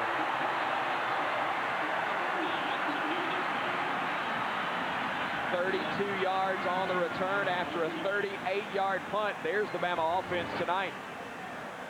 Low line punt right here and plenty of room. Alabama doing a great job on Tulane's gunners, not allowing them to get down to Arenas. And when he gets in the mix, he's dangerous. This has got to get this Alabama offense excited. To punch it in here, they have not put any points on the board. Talking about the Bama offense, and Mark Ingram will check in. He had a carry early in the first quarter, Bama's second series, but back in there now as Wilson will work from the gun. Julio Jones and Mike McCoy to the near side of your screen, and they'll put it in the belly of Ingram. He'll change direction, but he's going to be stood up and brought down. Got a yard at the most. And give, again, the Green Wave credit. A lot of people will say, what's wrong with Alabama? But they're blocking and tackling a whole lot better than the Alabama opponent did a week ago, even though they probably don't have the talent level that Clemson enjoys. Yeah, Tulane is just trying to create big piles at the line of scrimmage, not allowing this Alabama offensive line to really drive them off. They're playing low, they're playing good, and if they feel they're going to get beat, they're just diving to the ground and trying to cause a pile. Alabama puts a fullback in. That means number 40, Baron Huber, checks into the game. Wilson on play action with time, throws, pass incomplete, trying to connect with Mike McCoy and had him, but some pressure coming late, and the throw was a bit high. Ball was a little bit high, but this is all about timing. It's about just anticipation. John Parker Wilson, he throws this ball before Mike McCoy really comes out of his cut, so he has to anticipate where he's going and get it there. That's a very difficult throw. Travis Burks, number 6, strong side linebacker, delivered the hit just as Wilson unloaded that one. 0 for 3 on third down so far as Alabama. They've got third and long right here. Walker shifting as Wilson unloads it. Pass is caught. McCoy drops it. Had it in his hands, but he was leveled. Great job by Charles Harris, the right corner, who separated McCoy from the football. Yeah, Charles Harris really does make an outstanding play, not because of the hit, because he comes off of coverage. He's supposed to go deep. He comes off of his coverage to make that tackle. See the frustration right there. And again, Lee Tiffin took quite a hit on a kickoff earlier, and that resulted in Corey Smith checking in. He has missed a couple of kicks, but that one hits the upright and bounces off. 36-yard try, and that's a tough break. The young man missed an extra point. He kicked off out of bounds and hit that one well, but it hits the right upright, and Alabama misses a scoring opportunity after special teams. It sets them up nicely once again.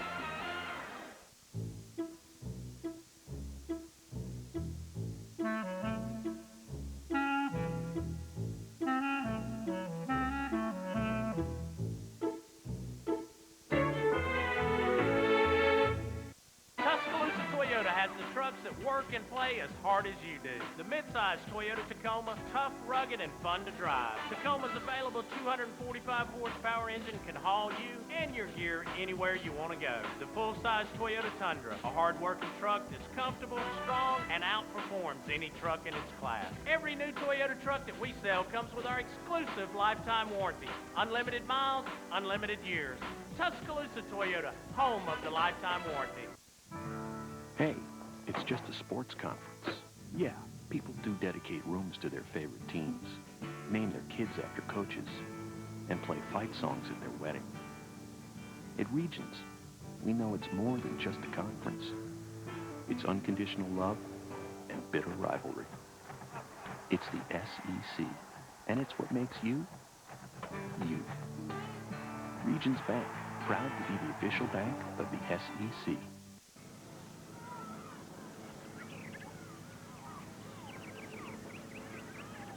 A reminder about going near power lines.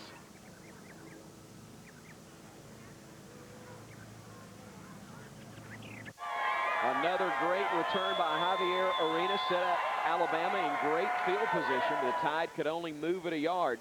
Tulane has had possession of the ball 13 minutes and 59 seconds. Well, the Tide has only had it for 9:02 thus far. Tyler, we knew coming in that Andre Smith would be out of the starting lineup. Mike Johnson gets the start at left tackle, but this line looking much different. You got Antoine Caldwell at center, Drew Davis at right tackle, but you had David Ross line up at right guard and Brian Motley at the left side guard for Alabama there, and things just not going well for Bama. Not all the offensive line, but that's certainly where things started successfully for Alabama a week ago. It was, and it's amazing. Offensive linemen, they have to practice together. They have to learn how to work together. The calls, the angles, the bumps, the passing off protection. These are things that just experience. There's nothing that can equal experience. So when you start plugging guys in there, it makes it a little bit more challenging. When you talk about the importance of timing, especially in the passing game, is the offensive line the toughest place to acquire that timing? I would definitely think so. Absolutely. Down on the field, Barry Krause checks in with us. Hey, Chris. Control sideline report. Hey, Chris, I just wanted to update you on Marlon Davis, the starting left guard for Alabama. He banged up his one knee, so far the doctors basically wanted him out until halftime. They're going to reevaluate him and make a decision at halftime whether they want to get him out in the second half. Thank you, Barry. Again, with a Cook's Pest Control sideline report there is Marlon Davis out, as is Andre Smith. Lee Tiffin banged up, so Alabama kind of walking wounded right now. Another pass incomplete, back-to-back throws that didn't find their mark. Kevin Morris, you're starting to see the Bama defensive front put a little more pressure on the first-time starter for the Green Wave. You're also seeing linebackers start to stick their nose up in the defensive line and really try to apply pressure. Look, Brandon Fanny right there coming out on coverage. That's a very difficult coverage for an outside linebacker, especially on a faster fullback. 3rd and 10 for the Green Wave. Midway point of the second quarter. Plenty of time to throw, and that pass is incomplete. Tried to thread the needle that time to Jeremy Williams, but Bama not only put a little pressure on him, they had it well covered in the secondary. Yeah, it really was well covered there. Safety staying deep and not allowing Moore to really, forcing him rather than try to drill it in as opposed to just laying it up. Alabama's best offensive weapon checks in so far tonight anyway. Javier Arenas had an 87-yard punt return for a score. He just returned 132 yards on the last punt from DeRochemont. A high kick that's going to be fielded at the 45. Breaks a tackle, a second, a third, a fourth.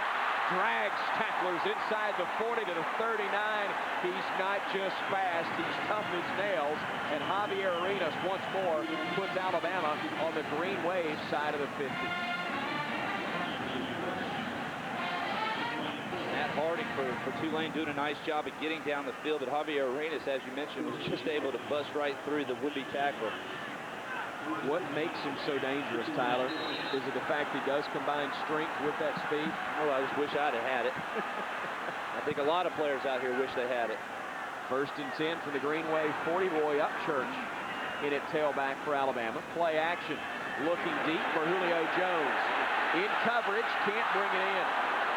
And Tyler, he had position, but it looked like Wilson may have thrown it to the wrong shoulder. Also, the ball's thrown pretty early. You got to have an adjustment out of your wide receiver as well. Ball could have been led more to the inside. There's no question about that. That is a difficult pass, but you have to have a little bit of an adjustment. Got a hand on it, but it's not a missed opportunity. Yeah, it's a missed opportunity either way. They had the coverage that they wanted. Grant and Upchurch in the game now for Alabama. As Grant comes to the bottom of your picture. Wilson dumping it off. There's Upchurch with blockers, but is tripped up as he gets inside the 35 to the 33. It'll set up 3rd and short. Charles Harris, the cornerback, able to cut him down there. 7-yard pickup for Alabama. There's the Tide, which is 0 for 4 on 3rd down tries. Will look to move the sticks here. A lot easier to call plays, though, on 3rd and 4 as opposed to 3rd and 10. See those numbers. A week ago, John Parker Wilson, 22 of 30. You see, 4 of 12 so far. Upchurch, the lone setback to the air, pass to McCall, and he got the first down, I believe, based on his forward progress. He got brought back outside the 30-yard line, but where the catch was made appears to have given Bama a first down. They'll call for a measurement here. I'll tell you what, Travis McCall and Nick Walker for Alabama have just been huge assets this season, playing that tight end position, more than just catching the ball, although we've seen more tight end play than we have in previous years, but what a great job they do blocking. It's barely one way or the other. And that way is in favor of Alabama. Good thing that was a thick pig they used to make the football. That's the only way the Tide was able to move the chains there. First 3rd down conversion of the night. Last week, you see Bama converting almost 65% of the time. on third down opportunities. Not as sharp, yet they lead by 10. And they're inside the 30 of the Green Wave here, midway through quarter number 2. Play action, heavy pressure, and Wilson goes down again. They came with a corner blitz again. Josh Lumar able to get to him, and Wilson is sacked for the 3rd time tonight. This is one of those gimmick plays right here where you're not really anticipating pressure coming from Tulane. You don't know if Drew Davis is supposed to bounce and pick up that outside force coming, or Baron Huber's supposed to slide all the way over. Successful rushing sets up the play action a lot better. Is that one of the reasons it's not very effective right now? I think you're also seeing some miscommunication on the offensive line and in the backfield on who's got who. 2nd and 19. Blitz coming. Wilson avoids the rush initially and then makes a smart move and just throwing it away. The smartest thing he could have done right there. You have to throw it at your tailback's feet. If you throw it downfield, you have illegal men downfield. You're in the pocket. Tyler, that's a play a season ago. He may have tried to force things and it could have resulted in disaster. Either forced it with the throw, trying to get it to his tailback anyway, or tried to pull it down and run and just not been able to make anything happen and take an unnecessary hit. 3rd down and 19. They've got to get all the way to the 20 or just across it, as the line of scrimmage is now to 39. That's McCoy coming back to the bottom of your picture. Pressure coming. Wilson can't avoid it. And I'm not sure they're putting a body on anybody wearing green right now. They're not bringing more than Alabama can block. There's just miscommunication up front, especially in the Alabama front interior line. All Tulane's doing is really just twisting linemen and linebackers, but they're not bringing more. They only rush 4 people. So virtually nothing for Alabama offensively, as the Green Wave have now got 4 sacks of the night. Fitzgerald having a punt again. High kick that will travel into the end zone.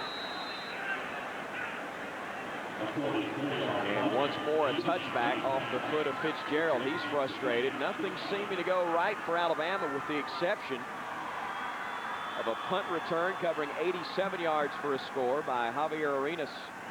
That came in the 1st quarter. Also in the 1st quarter, Roy Upchurch blocking a punt. It was scooped up and taken in for a touchdown by Chris Rogers.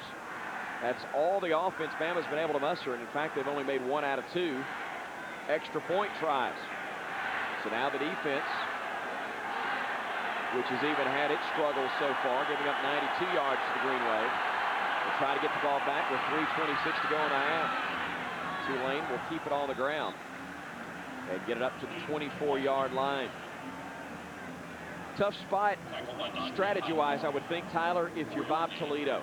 Your team has played very tough, very well. They're in this game. You don't want to make a mistake right here. On the other hand, 3 minutes is a lot of time, especially for a quarterback which has had some success tonight. Yeah, but the way this offense has been performing all night, I don't believe you can put a leash on them and hold them back.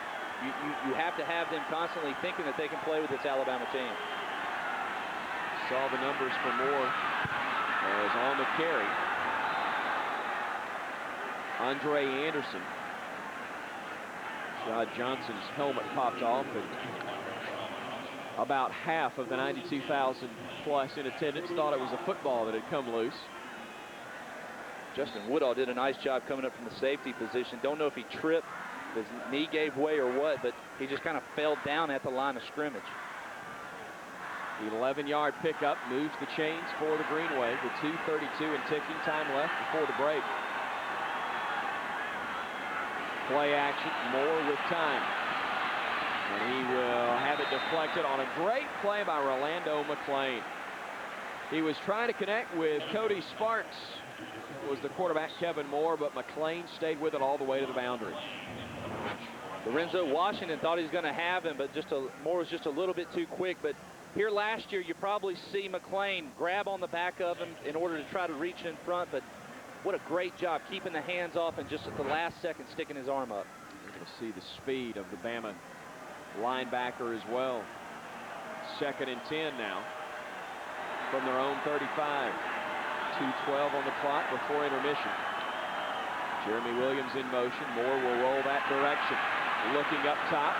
He's got a man, and it is caught. What a catch made by Chris Dunn, the redshirt junior. Got behind Rashad Johnson, the free safety. And Tyler, I don't know how he held on to this one. Well, I don't think he did initially. I think he got fortunate here. It's a nice play action. Ball's a little bit underthrown as you saw Dunn come back for it. He catches it, drops it, and his legs are covered. Literally a shoestring catch after it hit him between the numbers. What a throw, as that play covered 45 yards and puts Tulane at the Bama 20. Clock ticking under 2 minutes now. Direct snap going to Jeremy Williams. He'll try to get to the corner, but he'll be tripped down on a great play by Justin Woodall. He got him initially. And then Javier Arenas was there to finish him off, but it was Woodall who came up to make the play from strong safety. A pitcher in high school baseball that could throw it in the mid-90s. Thought about playing for Jim Wells' Crimson Tide baseball team last season, but realized, you know what, there's a great opportunity if I'll work and prepare to be the starter, and that's exactly what he's become at strong safety for the Crimson Tide. On 2nd and 10, Moore across the middle, and what a hit delivered by McClain. The catch is made, but only for a gain of 4, and the Green Wave will have to burn a timeout here with 57 seconds to go before the half. McClain has no responsibility there in the middle. You see him just reading Moore's eyes, sees the slant come in, and delivers a nice lick. 8th tackle of the game already for Orlando McClain, sophomore from Decatur High School. Never put his arms around him. He didn't have to. He knocked him to the turf. Tulane nickel and diming Bama to death so far, but they did hit the deep ball earlier. You see that's an average of 4+ yards per play, but Alabama would love to have that type of total so far.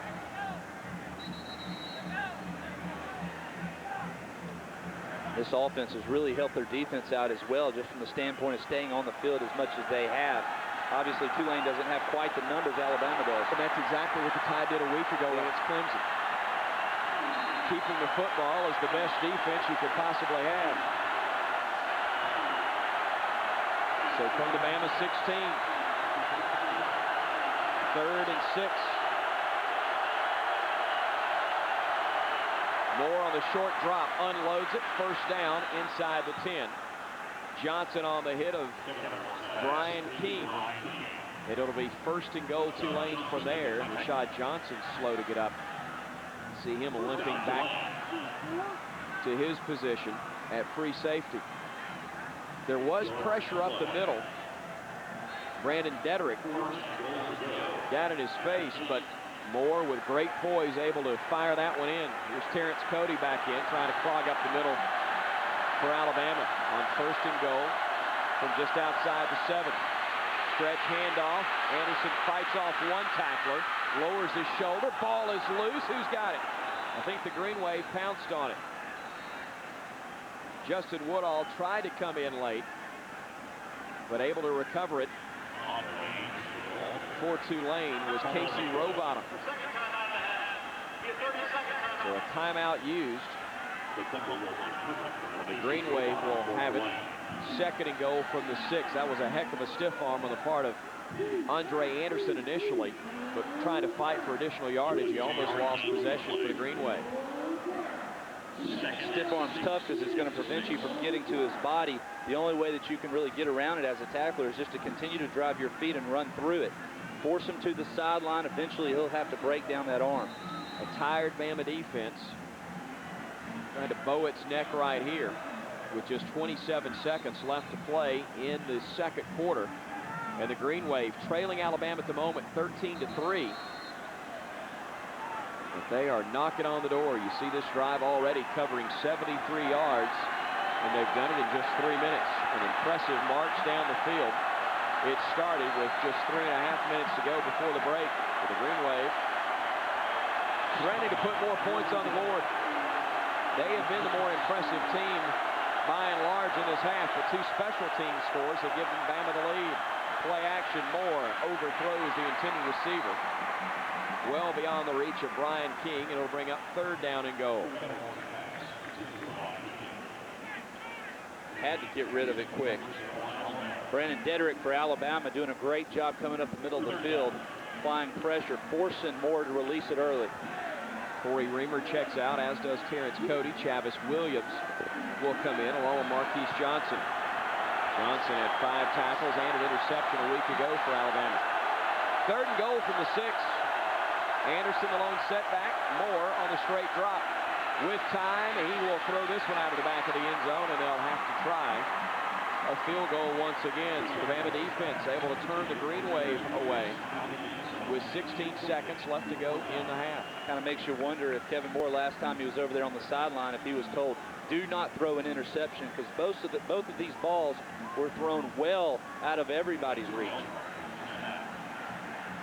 So once more, we'll see Ross Thibodeau come on to try a 23-yard field goal attempt. He made one earlier, but we got a whistle before this one was snapped. Yeah, I believe Bama may have used a timeout here. Be a 30-second timeout. So the first timeout used by Alabama. They will have 2 remaining. Once they get possession, Nick Saban hoping that his special teams unit, which has already blocked a punt, could find a way to block a field goal as well. You have to stay in some sort of safe defense as well, though, because you don't want to run the risk of Tulane running a fake of some sort and picking up, you know, a cheap 6. If you're curious, Darren DeRochemont, their punter, is also the holder on these placements. It's not a quarterback. As a football got loose in the end zone. I think that one came back from the student section after the first kick was blown dead. Again, a 23-yard try from the hash. The kick is up, and the kick is no good. I don't believe anybody got a hand on it, Tyler. I think he just hooked it left. And the Bama defense turns Tulane away. Best call timeout of the night. Took points off the board for Tulane. Pressure's going to come right up the middle. You'll see McClain staying back, and you're absolutely right. He just kicked it straight as an arrow. Snap was good. Hold was good.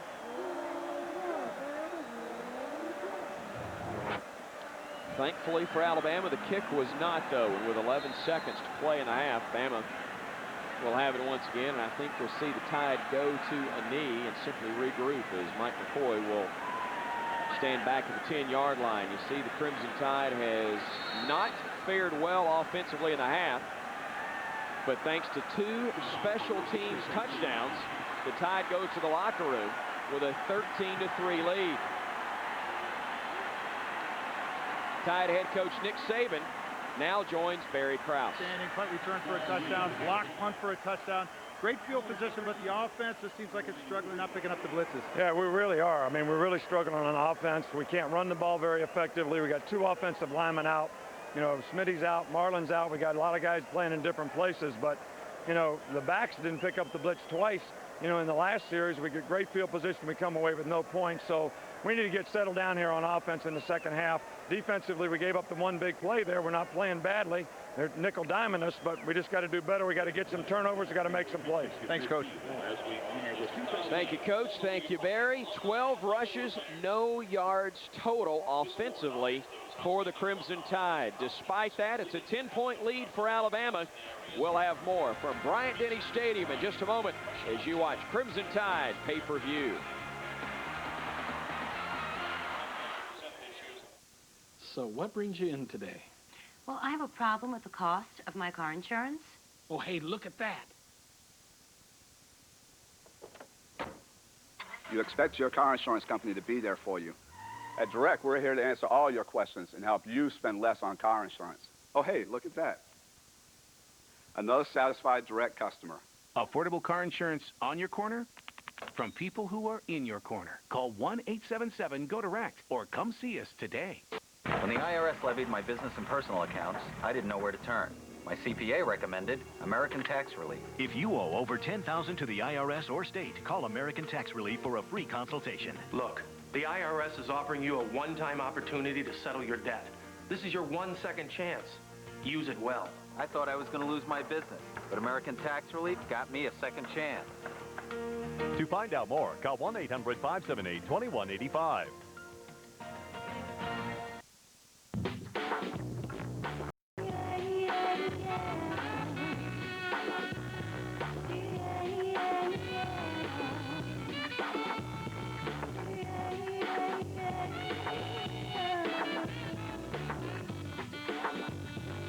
Pittsburgh Paints, making life easier and more beautiful for over 100 years.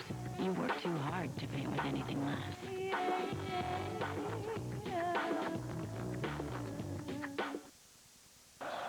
Is the deep man, and he will field this kick at the 8-yard line.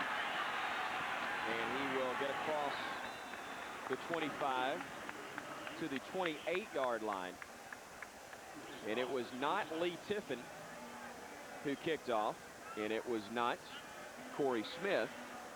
Instead, it was Heath Thomas who got a chance to kick for the first time for Alabama. Thomas, a junior out of Trinity High School in Montgomery, handled the kickoff duties there. So field position for the Green Wave at their own 26-yard line.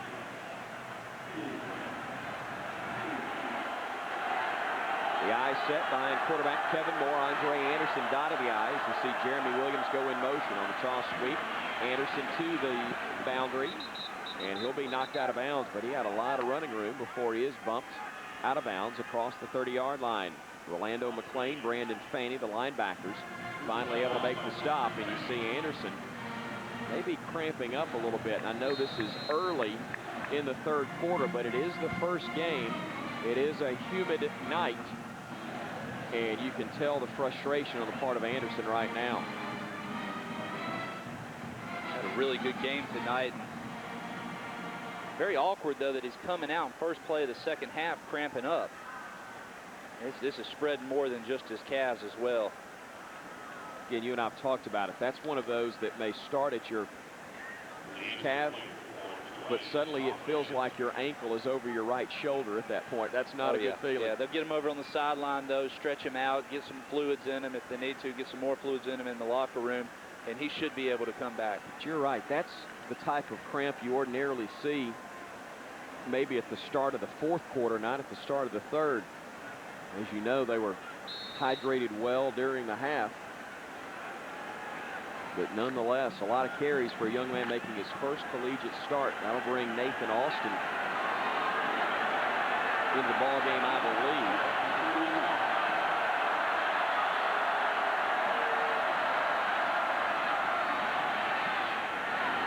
On play action, that will be Austin, and he will fight through and make it all the way across the 40-yard line. 10 yards on that carry.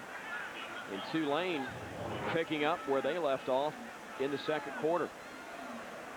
See Blackwelder do a nice job leading through that hole, making a nice hole. Austin able to follow through, wraps up on that football, though, not going to give it up, not going to fumble.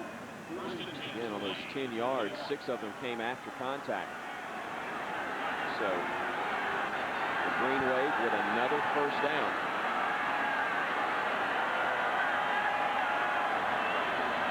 Play action again. Pressure coming. He'll unload it. Pass is caught, but Corey Reamer in coverage will come up with a stop shy of the 39-yard line. Bobby Greenwood applying pressure, forcing Moore to roll the pocket, and great coverage by Bama defensively. Alabama does not bite on the play action this time. Moore wants to go to his left and is forced to come back, but Reamer does a great job of staying in coverage. One of the plays, Chris, where you catch it, you lose yardage, you don't catch it, you're back to the original line of scrimmage. So 2nd and 12 now. As we're more than 90 seconds now into quarter number 3, excuse me. Flag on the play, and it'll be a dead ball. There's got a lot of laundry on the turf. Prior to the snaps, false start, 80, offense, 5-yard penalty, still second down. First half, the Green Wave flagged just 2 times for 14 yards, and one of them a critical penalty on what wiped away a 51-yard kickoff return. You see Alabama's been flagged just once for 5 yards so far.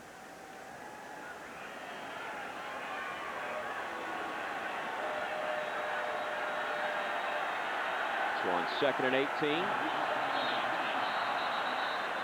When you are 6'5" and 365, hard to hide.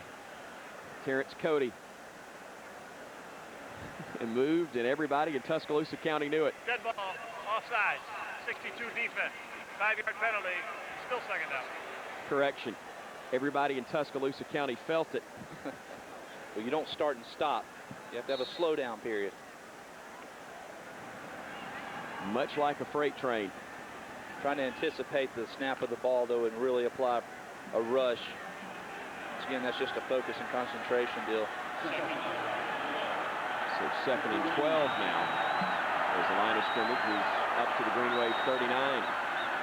Moore again with plenty of time. He'll tuck him, try to make the most of it.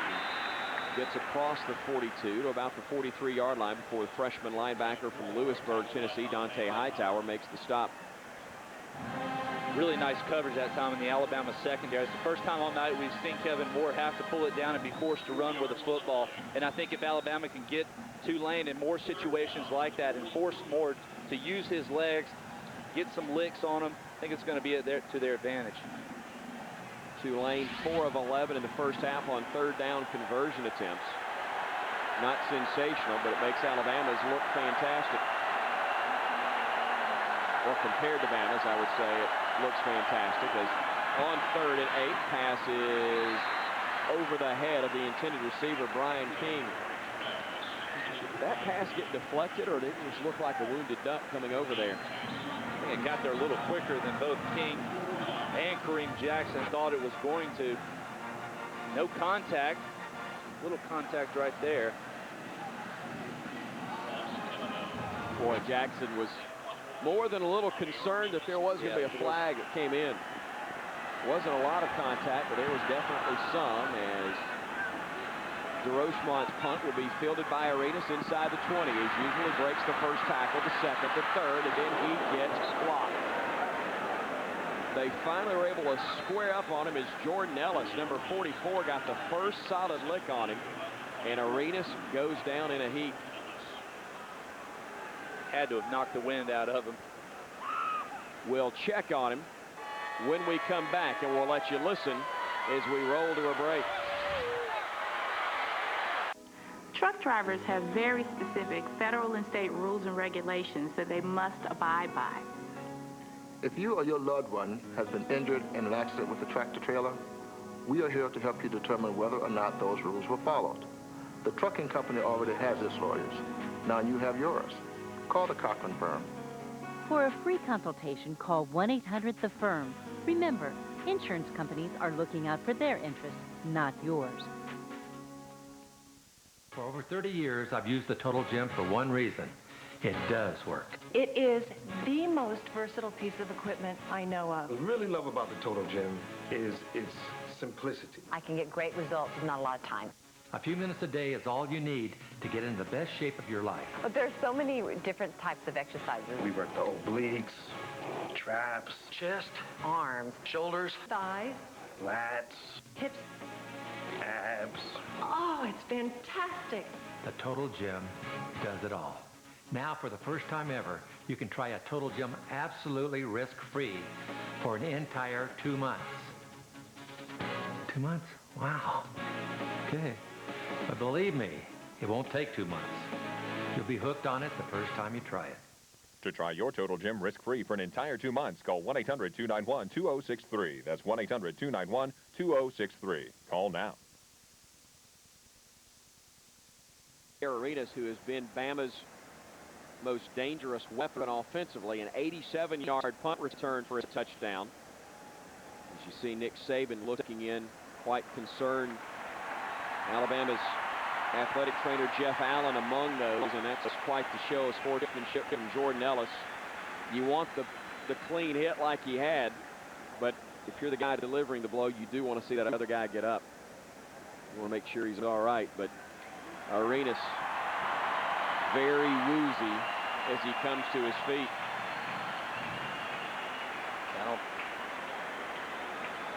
Best medical care you'll find anywhere in the country for Alabama's players, but you can tell Javier Arenas may not be real sure where he is right now. Here in body only.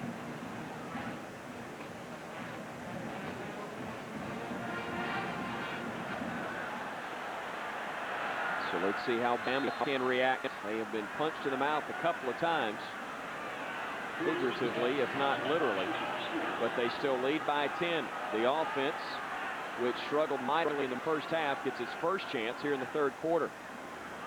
Wilson with time to throw. In and out of the hands of Julio Jones. And he took a hit as he went across the middle, but that's one he'll tell you he should have had. Jones does not have a catch so far in the ball game. He had his hands on a pass in the first half on a deep throw. But that one was on the money, just not able to bring it in. I don't think that anyone anticipated Tulane being able to apply this type of coverage in the secondary.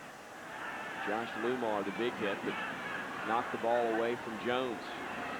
Inside handoff, that's Ingram stretching to the 30. And now across the 30-yard line. Check that, it was Glenn Coffey, not Mark Ingram on the carry. As the Tide will be faced with third down once again. It was a 6-yard pickup, but 3rd and 4 upcoming. Bama has not had a lot of 3rd and short opportunities in this ball game so far. No, they haven't. And Tulane on pretty much every 3rd and more than 5 or 6 yards, they have brought pressure. Be interesting to see what they do here. So on 3rd and 4, Wilson will work from the gun.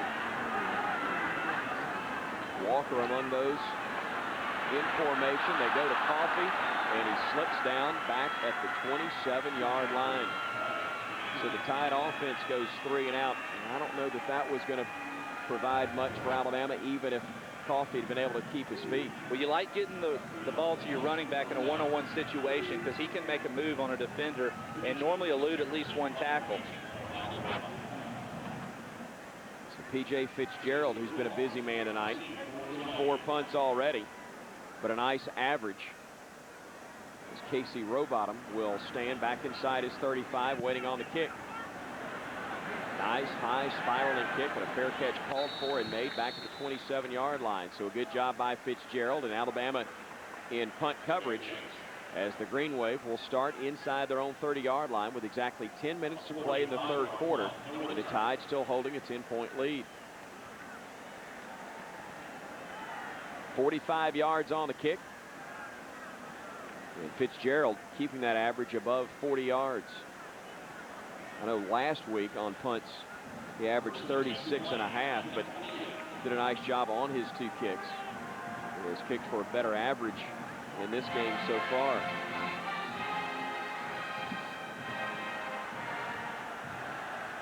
Here's Kevin Moore once again working under center. Good half of football. Throws that one across the middle, and Rolando McClain sparing the life of Jeremy Williams there as the ball was dropped. This is really good news for Alabama, also able now to apply pressure to more just a 3-step drop. Still able to get to him, though, so you're starting to see a little increase in the intensity at the line. How do you shake things up, Tyler? Alabama has been sluggish at best in this ball game, really on both sides of the ball. How do you shake things up? Defensively, all you can do is continue to play your game and try to make a big play at some point, a big turnover. Try to help your offense out. I know ordinarily you might say, well, you call on special teams, but they've done their part. They have had a punt return covering 87 yards. They've blocked a punt.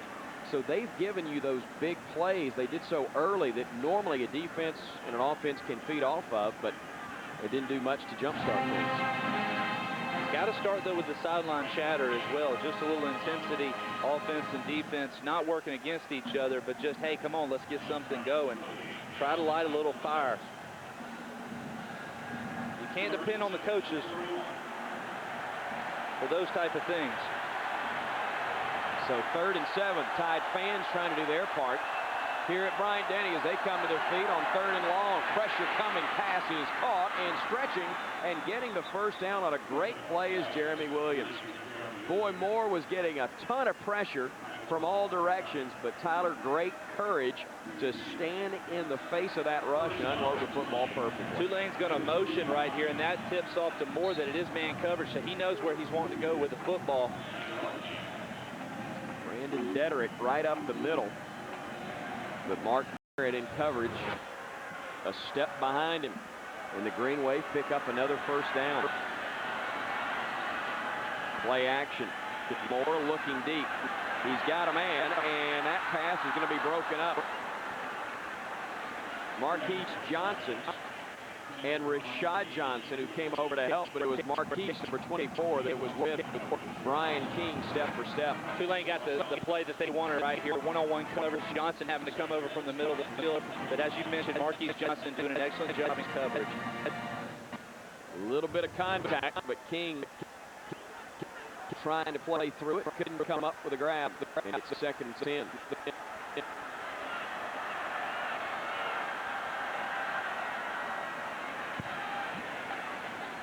They'll go to Albert Williams on that carry.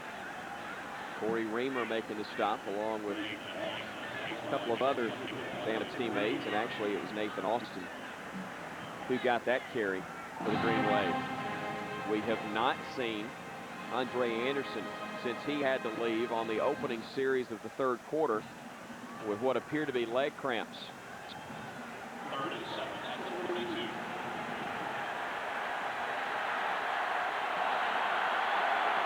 5 of 13 on 3rd down attempts for the Green Wave so far in this one. 3rd and long again. Pressure coming. Pass incomplete. They went back to the same play, Tyler, that worked on 3rd down before, but this time the pressure coming from Eric Anders, and you may have seen Moore unload that one a bit too early. He knew the pressure was coming, but Alabama still at that only brought 5. The 3-man front, they bring both McClain as well as Anders, and Anders able to sneak through there and apply the pressure. All right, Javier Arenas leveled on his last punt return, has to stay out of the game, and Julio Jones comes in to replace him. So from 28 to number 8, here's Julio's first try. He'll break a tackle, a second, but finally he'll be stood up and brought down at the 15-yard line. And a late flag comes in, and this one may be against Alabama. It came in the vicinity of Eric Anders, who may have just made a mental mistake that Nick Saban absolutely despises. We'll wait on the call from our lead referee, Matt Austin. 43 yards on the punt from DeRochemont. Following the play, dead ball, personal foul, 32 of the receiving team. Half the distance to the goal, first down. Frustration perhaps settling in for the Crimson Tide. We'll talk about that when we come back. Nick Saban looking for answers as his team has not looked great, but the scoreboard still favors Alabama here at home in the 3rd quarter. At Tuscaloosa Toyota, our customers buy from us for many reasons, and one of those reasons is our incredible lifetime warranty, included on every new Toyota or Scion that we sell. A lifetime warranty that covers the transmission, the engine, and the entire powertrain. Unlimited miles, unlimited years, and no matter where you go in the U.S., you're covered at any participating service center. Tuscaloosa Toyota's incredible lifetime warranty, unlimited miles, unlimited years. Tuscaloosa Toyota, home of the lifetime warranty. At Regions, now there's an easier way to do something good for yourself while doing something good for the environment along the way. Introducing Regions Life Green Checking and Savings. You can earn more money with a savings bonus of up to $250. You can do more for the environment with features that use less paper. And you can do it all simply with free, convenient e-services. In short, you can get more green with Regions Bank. Regions, proud to be the official bank of the SEC. Every day at Golden Flake, it all starts with a special premium potato that longs for something more. More flavor and more crunch. Seeking a life of delicious variety and guaranteed freshness in every chip and every bag. That's what Golden Flake brings to the table. For us, these are the good times. Finding our way to your neighborhood grocery and into your basket headed home. Turning potatoes into the life of your party. Golden Flake, the South's original potato chip. 10-point lead for the Crimson Tide of Alabama, along with Tyler Watson, Barry Krause, Chris Stewart with you here on Crimson Tide pay-per-view. All of Alabama's points coming in the first half. In fact, the first quarter, the Tide got an 87-yard punt return from Javier Arenas for a score. Then they later would block a punt. Roy Upchurch doing that. Scooped up by Chris Rogers for a touchdown. You see Alabama's offense, for lack of a better word, in the first half, and what has happened since that point. Tide, Tyler, averaging less than 1 yard on first down, and that is a stat that sticks out like a sore thumb. It's one that definitely hurts. You say, well, why don't they just get back and line up in I formation and run right off tackle? I think that's the problem, though, is the fact that there's miscommunication on the offensive line, and then whenever you get real basic, defenses can do multiple things to you. So Alabama may come back once they get a little breathing room and really try to spread the field out. They'll have to start inside their own 10. Worst starting field position of the night for Alabama. Let's see if this type of adversity can jumpstart things. They'll bring everybody in tight. And Wilson will hand it off right up the middle, a gain of 3 yards. Reggie Scott delivers the hit off the carry by Glenn Coffey. Jim McElwain, the offensive coordinator, able to push every button correctly, it seemed, a week ago, and that's the frustration of this game. Talk about the game of football, Tyler, as you come back the next week and nothing seems to work. On second down and 8, Wilson on the toss. Coffey looking for running room, and he is upended. The football comes loose, and Bama recovers it, I believe. Now there's a mad scramble, and after it came loose the second time, we'll see who will come out with it. Good luck sorting this one out. A lot of unmentionable things occurring at the bottom of that pile.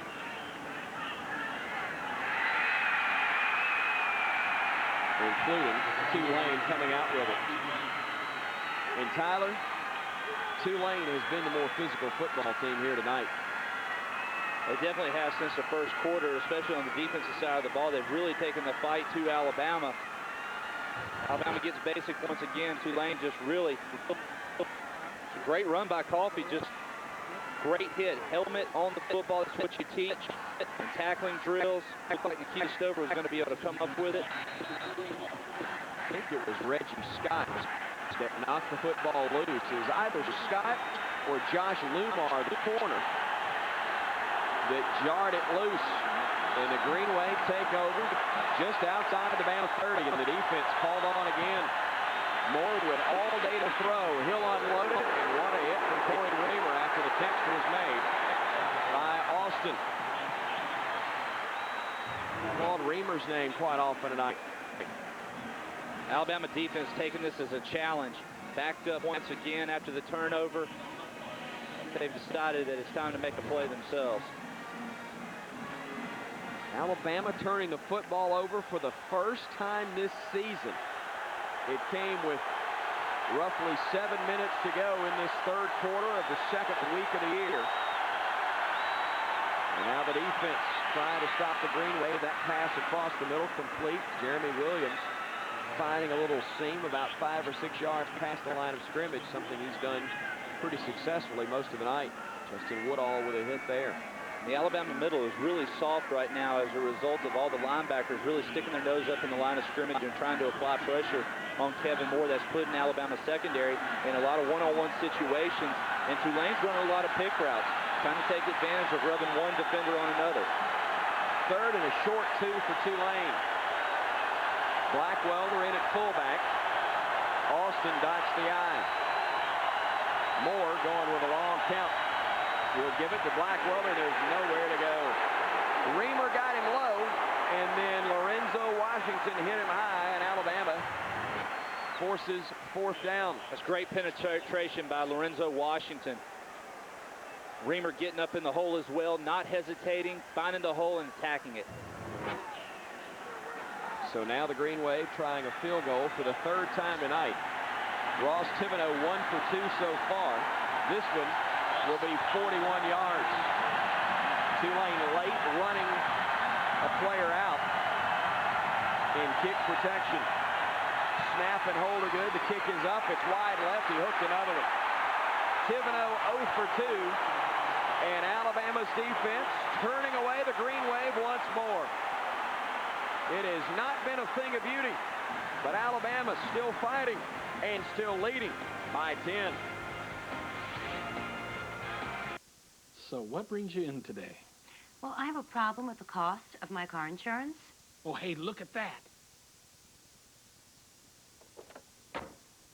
You expect your car insurance company to be there for you. At Direct, we're here to answer all your questions and help you spend less on car insurance. Oh, hey, look at that. Another satisfied Direct customer. Affordable car insurance on your corner? From people who are in your corner. Call 1-877-GO-DIRECT or come see us today. When the IRS levied my business and personal accounts, I didn't know where to turn. My CPA recommended American Tax Relief. Thousands of honest, hardworking Americans have turned to American Tax Relief. Good people, just like you, whose circumstances left them owing taxes they couldn't pay. People like the Clarks, who, due to illness and family emergencies, owed the IRS $30,000. American Tax Relief got them to accept a fraction of what we owed. And they let us keep our home. If you owe over $10,000 to the IRS or state, call American Tax Relief for a free consultation. Find out how they can help you settle for less than you owe. You wouldn't think of going to court without a lawyer. Why would you deal with the IRS alone? I thought I was going to lose my business, but American Tax Relief got me a second chance. Look, the IRS is offering you a one-time opportunity to settle your debt. This is your 1 second chance. Use it well. To find out more, call 1-800-578-2185. That's 1-800-578-2185. Fans looking for something to cheer about. Yes, they lead by 10, but the offense has not been able to muster very much at all. The defense has stepped things up, Tyler, and done a great job of bowing their necks, if you will, and turning Tulane away on more than one occasion here in the third quarter. Absolutely, and they're trying to do everything that they can to generate a little bit of energy on this Alabama sideline, and they're doing all that they can do. We were talking during the break. You're on a different side of things now, so we love the media timeouts. However, as a former quarterback, hate them. Absolutely hate them. You get in a little rhythm. You're trying to get into a rhythm.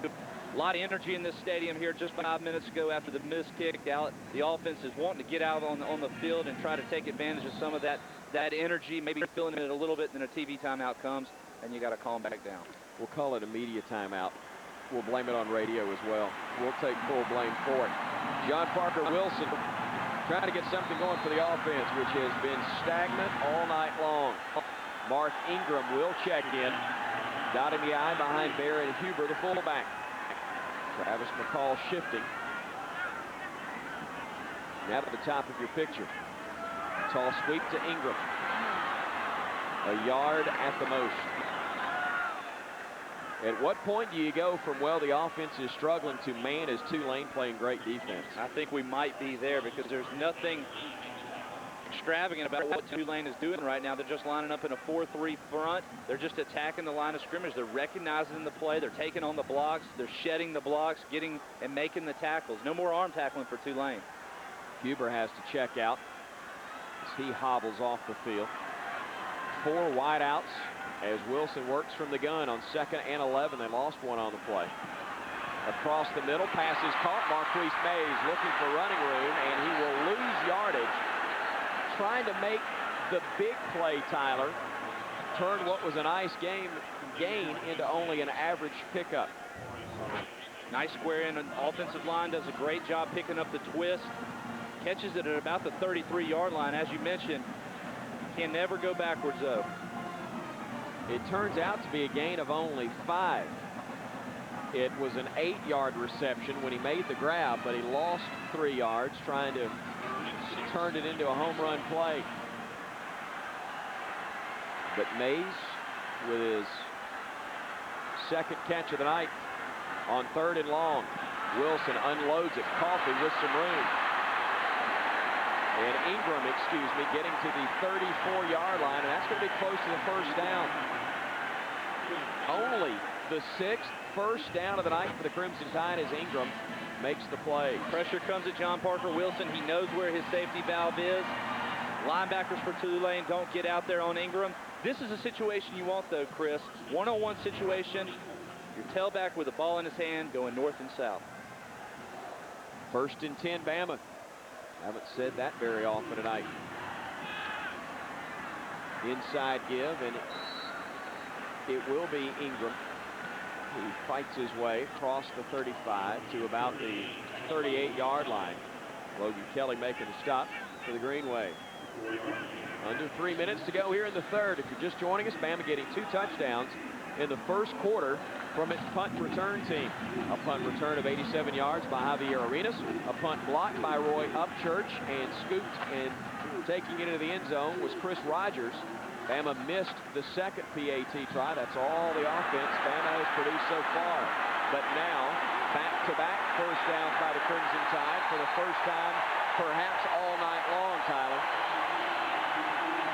He has got some powerful legs. Right up the middle. Watch his eyes. He's always looking for the cuts, takes on initial contact, continues to drive those legs, keeps that momentum going forward, fighting for extra yardage, and the crowd loves it. Low center of gravity for the 5'10", 215-pound true freshman out of Flint, Michigan. About 17 carries for 96 yards a week ago. They'll give it to him again. Going with a high hand. And he'll get to the 42-yard line.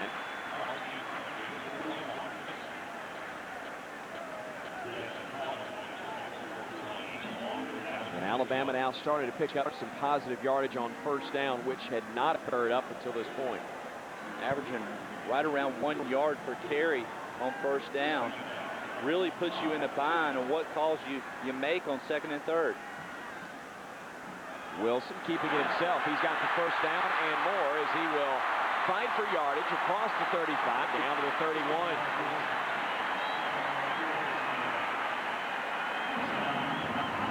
Known more for his passing, but this tough young man has good wheels and is not afraid to run the football. It makes you wonder if he read the defensive end really collapsing and just decided to pull it, because we have not seen that play. McCoy and Jones to the near side. Stover and Mays to the top of your picture. Wilson across the middle, one hops. Julio Jones, and it was John Parker Wilson who got nailed by Travis Burks. Look at the hit number 14 takes here. The route is open, but as you mentioned, Travis Burks coming in basically untouched right in John Parker's face. Tough to step into it when you know you're about to get hit that hard. I am extremely impressed with Tulane's defense. They have hit Alabama about as hard as anybody we've seen over the last couple of years. The Greenway very confused defensively, trying to make a late substitution. They have to burn a timeout. So Bama's offense has had more than its share of confusing moments. This time it's Tulane on the defensive side that has questions. And so they have to burn a timeout here, and I think that Wilson's probably glad to have a few extra seconds now, Tyler. I think he wants to come over the sideline, make sure that they got everything in order. Talk over, talk over just what they're going to do next. Maybe go over one more time the alignments of the defenses and what they can expect. Well, what a different ball game for him. And talk about the quarterback's thought process now with a minute to go in the 3rd quarter as opposed to a week ago. It's a big game, national television, all the hype, the season opener last week, and you play flawless football as a squad. Now here you are in a dogfight at home in a game that most people expected you to walk away with. Yeah, and you're just anticipating at any moment that Tulane just rolls over and dies. When you know, Tulane's coming to this game, they're on cloud 9. They're excited to play right now. They're in this for the long haul. Lee Tiffin is loosening up on the sidelines. So if Bama tries a field goal, we may see number 99. But the Tide's thinking, let's keep the ball moving and keep the chains moving as Ingram picks up 3 yards on the play. It'll bring up 3rd down and long. You got to be careful with the football right here. The passing attack has been open. The routes have been open. They've worked the middle of the field really nice, the hook routes. It's just whether or not they can buy enough time. Some Coffee staying in the game after that 2nd down carry. Bama has to get across the 21 to pick up the 1st. It's 3rd and 7. Wilson with a time, throwing, passes juggled, and is it caught? Yes, it is. A flag comes in. No ball pass interference, but it will likely be waved off. What a catch by number 4, Marquise Mays.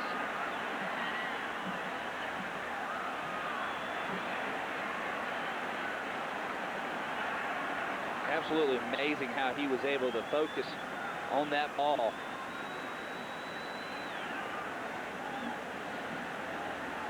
And some discussion going on.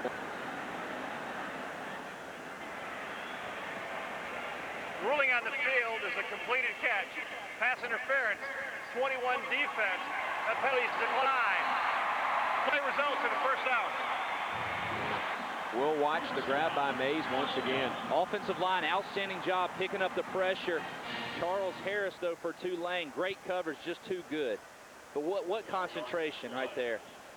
Harris is 6'3", 176. Mays is only 5'9", 167. But you saw the strength and the great concentration as Ingram checks in. He'll get the delayed carry. He'll get inside the 10. He'll get to the end zone for an Alabama touchdown. 15 yards as Mark Ingram follows the blocking of Julio Jones and the left side of the offensive line. And Alabama has its first offensive touchdown of the night. Great job there by the left side of your line.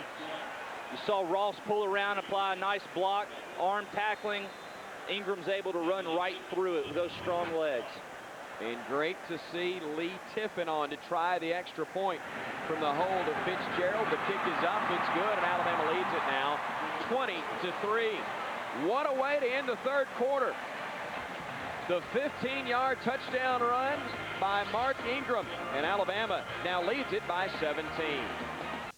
Dreamland Barbecue first opened back in 1958 in the Deep South, Tuscaloosa, Alabama, by Big Daddy John Bishop. He used to say ain't nothing like 'em nowhere about his barbecue ribs and his customers. You see, over the years, lots of celebrities, pro athletes, and some Hollywood folks have been to Dreamland. But to Big Daddy and all the folks cooking and smiling at Dreamland, everyone who comes in is treated like a celebrity. So come on, see for yourself why we say Dreamland Barbecue. Ain't nothing like 'em nowhere. Don't get eaten alive by credit card debt. Don't get eaten alive by collection agencies. If you have at least $5,000, $10,000, or $50,000 or more in debt, you need to stop the financial bleeding. So call Debt Group now.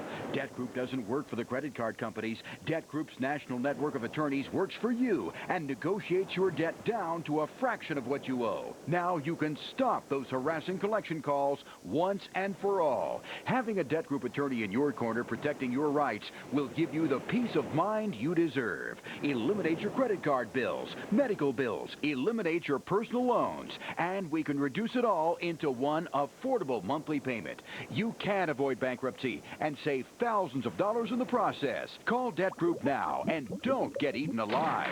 Call now for a free debt reduction consultation. Call 888-735-3402. That's 888-735-3402.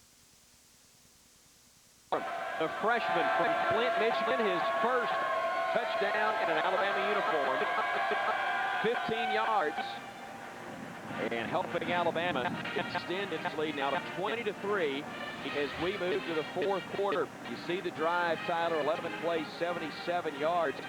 Prior to that drive, only 8 rushing yards for the Crimson Tide, but now Nick Saban's squad getting 62 of those 77 on the ground.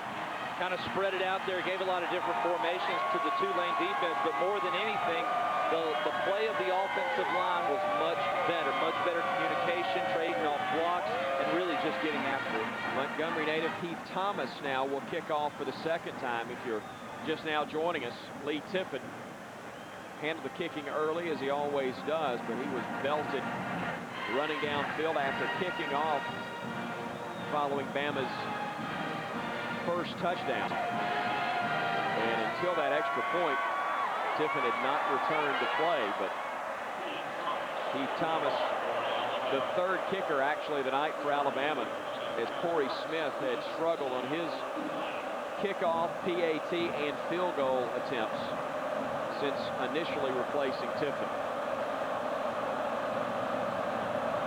Williams and Burks, the deep men, as the kick by Thomas will be fielded inside the 15. Running room across the 25 as Burks turned it upfield for the Green Wave. And that's where the Greenies will start off. Tyler, it's now on the shoulders of this Tulane offense, which has had some success moving the ball. They've got to put points on the board as we're now into the fourth quarter. They have to, but I believe their job just got that much more difficult, not only from the mental standpoint of knowing that they have to score, but also from the standpoint, this Alabama defense is really excited right now. They're trying to make good plays. They've seen some productivity out of their offense. They're wanting to get the ball back to them. 1st and 10. And on the delay give, there is nowhere to go. Rolando McClain planting the Tulane ball carrier by the line of scrimmage. So a loss on the play, and you're seeing the defense, which frankly Tyler has played better since the third quarter got started, really step things up. Yeah, they really have. The defensive line is doing a great job of not allowing the offensive linemen on the linebackers. Recognition right there. Pretty big hole that he has had to step up and fill, but does an outstanding job. First time we have seen Andre Anderson back in the game since he had to exit on the first play of the third quarter due to leg cramps. Moore will roll the pocket. Pressure coming from the backside. He'll go deep. He's got a man, and it is off the hands of Jeremy Williams. That's a great diving attempt. Brandon Fanny applied the pressure and the hit to quarterback Kevin Moore, and he is very slow to get up. Nice play action this time by Moore. You see Fanny just continue to fight right there, coming in from the backside. Not bad coverage. I don't think Moore originally had wanted to throw it to Williams, but was forced to just because of breakdown in coverage. So we've got a stoppage in play because of a clock malfunction. 14:54 is the time on the clock, but no time ran off following that last play. And in fact, Tyler, it should go back to the first snap of the series because we didn't have any time go off.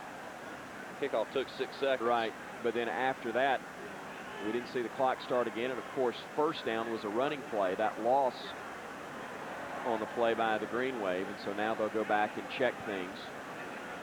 Strictly a guess, but I'm going to venture that it's somewhere around 14 minutes and 20 seconds, perhaps, give or take 5 or 10. But Alabama's defense now starting to make some plays. At this time, both the game clock and the play clock are inoperable. Both times will be kept on the field. Just what you need for the Tulane and Alabama offenses. Adding to the degree of difficulty, no clock available. As you heard our lead official, Matt Austin, say the scoreboard clock. There's currently 14:36 on the game clock. 14:36. So we'll do our best to keep you updated as we can. I believe Tulane's going to benefit from this more than Alabama. 14:36. Hard to imagine that they were able to run a running play, get back and huddle up, call another one, run it, and only 20 seconds come off the clock.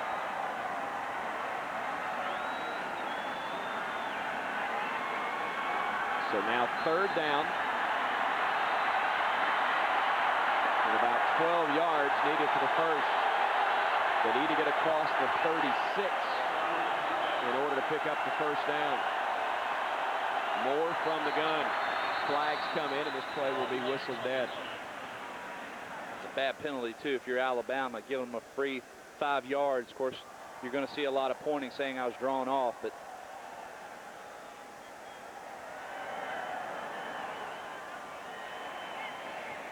prior to the snap, ball starts. Correction, offside. 98 defense. 98 enter the neutral zone, causing the offense to react. 5-yard penalty, still third down. Nick Saban demands excellence from everyone. His players. He'd also like it for the men in stripes. Thought they had it backed up 5 more yards. Instead, you got 3rd and 8. And also, as they tried to sort things out with the clock, it bought Kevin Moore a few more seconds to clear the cobwebs after he got decked. Bama shows blitz, and they come with it. Pass is caught. Yes. First down, Tulane. As on the receiving end was Michael Batiste, the 6'3 senior for the Green Wave. Offensive line doing a nice job once again picking up the Alabama blitz. The coverage is good. It's right there. It's just a perfectly timed football.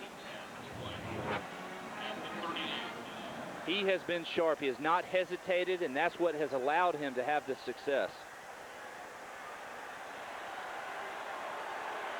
First and 10 from the 38.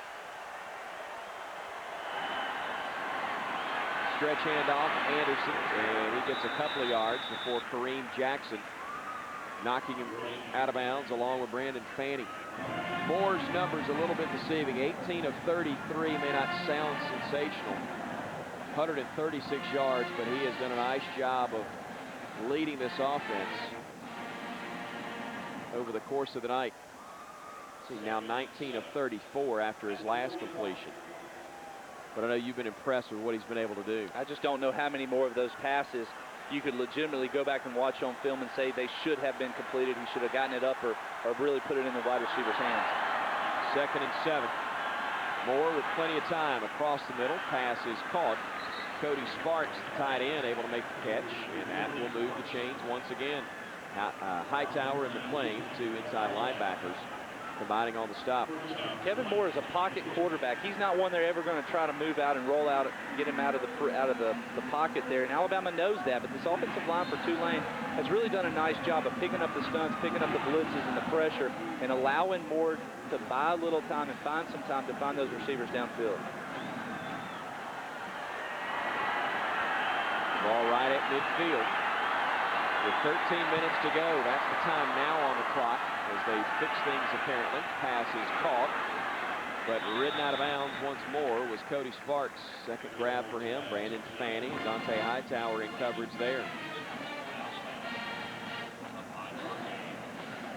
When you trail by 17 in the 4th quarter, can you afford to do it in these small chunks like Tulane's trying to do right now? I really think what Tulane's doing right now, I don't think they're aware of the clock at all. I think they're just sensing offensively we're making a lot of yardage, we're doing things right, we're doing things good, and they're just trying to stay in that rhythm. Moore with plenty of time. Now unloads it deep. That one is going to be broken up. Incomplete. The guy who had the best chance was Kareem Jackson. But suddenly the Green Wave became the defenders as they're going to call Josh Chapman for roughing the passer. Automatic first down. Have to look at that one again, Tyler. I know you hated these type shots if you were a quarterback, but is it that late, and does it warrant a flag? Not in my opinion. I see things a little different too, though, because it graduated from here. But from the standpoint of you just can't put a red jersey on the quarterback. He's still got to be a part of the game. It's a contact game. There's nothing wrong with that little push or shove, little drama going on, in my opinion. So the flag on Josh Chapman moves the chains again for Clemson, for Tulane, as the pass across the middle is caught. Breaking a tackle, Justin Kessler, and he is inside the 5-yard line. Down to the 4, Marquise Johnson. was in coverage. Rashad Johnson able to make the stop. Down the middle of the field, wide open, just finds the seam there between Woodall and Johnson. Marquise Johnson doing a nice job of hustling, though, not giving up on the play. Otherwise, Kessler walks in for a touchdown. 26 yards on that completion. And the Green Wave now inside the 5 as we near the 12-minute mark of the 4th. Moore looking for the back of the end zone and throws it away. Good decision there. Tulane will have 2nd and goal now from the 4th.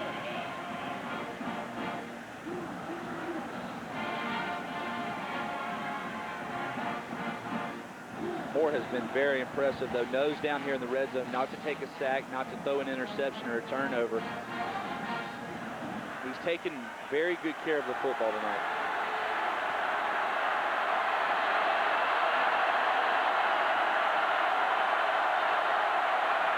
Anderson, the lone setback. Moore looking, had a man, and it is dropped.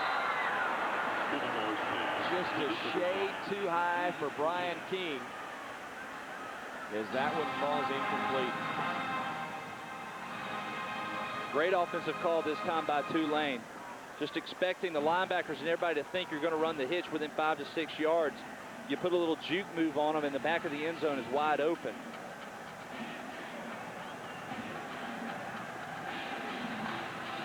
Tulane 6 of 16 on 3rd down conversions. Is this 2-down territory right here? It's got to be at some point if you're planning on trying to win this game. Moore rolling the pocket, looking, throwing, broken up and almost intercepted by Justin Woodall. He was trying to go to the back of the end zone with it, but Woodall stepped in the passing lane and almost got the pick. Robotin goes to the flat immediately. He's not open, so he starts to try to work the back of the end zone. And as you mentioned, Moore had him, but Woodall doing a great job of coming underneath. 21-yard field goal try off the foot of Ross Thibodeau. His kick is up, and it is good, and he's 2 for 4 now on the night. The Bama defense forces Tulane to try another field goal. This time they convert. We've still got a ball game with 11:46 to play here in the 4th. Do you want great coverage of Southeastern sports? Sure you do. And the new CSS-sports.com website gives you what you want when you want it. Check out the latest on the teams you love, including schedules and up-to-date scores. Find out when your favorite shows will be on and who might be stopping by. And interact with people in the know like me. CSS-sports.com brings you up-to-date and at-a-glance coverage of the Southeast because that's what matters to you. Check it out today. CSS-sports.com.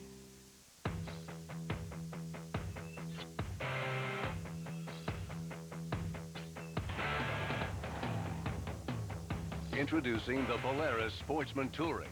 In both comfort and versatility, the Sportsman Touring dominates the competition. Compare the seat padding of the Sportsman Touring to its competitors. The Can-Am has only 6 inches of padding. The Arctic Cat, even less, while the Sportsman Touring has a huge comfort zone with a class-leading 7.6 inches of padding. Nothing comes close to Polaris when it comes to storage capacity. The Arctic Cat holds 36 golf balls. The Can-Am, 107. The Sportsman holds 485, 3 times as much as the other two combined. The world's toughest ATVs. Up to $800 in rebates and as low as 2.99% APR on select Polaris vehicles. The Polaris Power Play Sales Event. Get great limited time savings at your participating Polaris dealer. Tulane capping an 11-play, 70-yard drive that covered 3 minutes and 13 seconds with a 21-yard field goal off the foot of Ross Thibodeau. That's the junior who just brought Tulane to within 2 touchdowns. 2 big penalties that time on the part of the Alabama defense also with the going into the neutral zone. Alabama had a 3rd and long situation. Tulane just picks it up by about 3 or 4 yards, and then obviously the late hit on the quarterback. Something to remember as well on that 11-play drive. Not only is Javier Arenas out, the top kickoff and punt return man, and by the way, just set an Alabama single-game record for punt returns. And he did it in just a half. We'll tell you more about that in a moment. people forget that's your starting cornerback as well, who's become a tremendous defensive player in addition to what he's doing in special teams. Now, Marquise Johnson has been able to come in and do a very nice job playing that corner position. But as you mentioned, Arenas is the starter. He's the one that has earned this spot on the defensive side. But Johnson has come in and done a nice job. So with Arenas out, Mike McCoy is now joined by Mark Ingram. He had a 15-yard touchdown run earlier, made it 20-3 at the time, but now he's in position to return a kick for the first time. He'll field this one at the goal line. Ingram across the 10-15. He's at the 20. And he will spit off a tackler at the 25 and get up to the 27-yard line. So Ingram with a nice return there, covering exactly 27 yards, and that's where Alabama will start 1st and 10.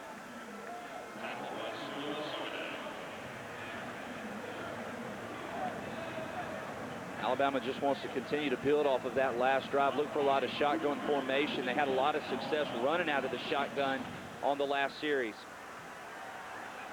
I mentioned Arenas finished the half with 141 punt return yards on 4 returns, setting an Alabama single game record. The old mark, 122, set by Harry Gilmer against Georgia back in 1947. Ingram will stay in the game in the backfield. Wilson will go to the air. He's got Julio Jones, and the catch is made up near the 39-yard line. That's Jones' first catch of the night. They haven't gone to it, Tyler, in quite a while, but despite double coverage most of the evening, Alabama finally able to get the ball into the hands of number 8. B.J. Scott does a nice job of pulling the linebackers on the inside slant, allows all that room for Javier Arenas on the outside, and he has very soft coverage against Charles Harris. Julio Jones actually making that grab as they'll go to Ingram on to the leg give. There's a flag on the play and not much running room for Ingram either.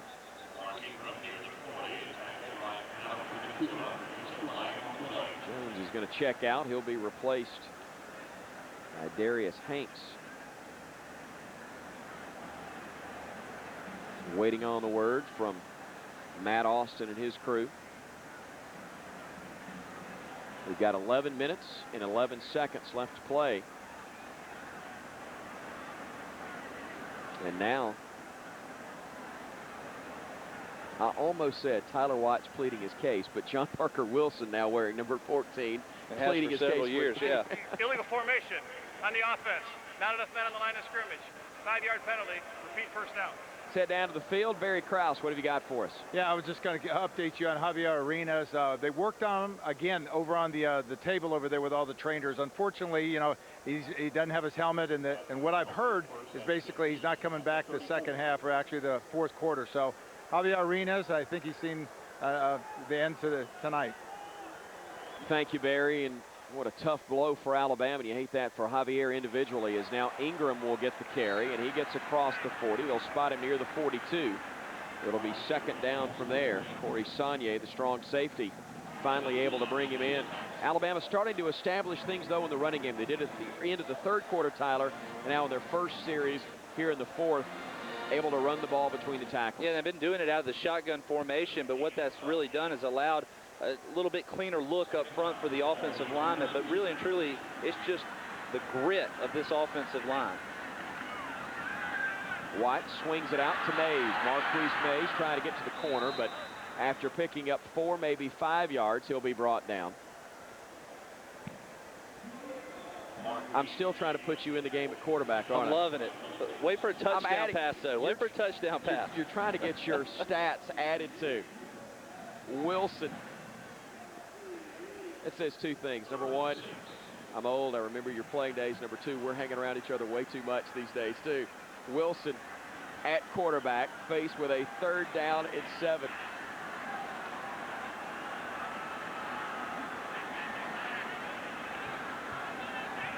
That's Nick Walker shifting into the backfield. Wilson throwing, pass broken up.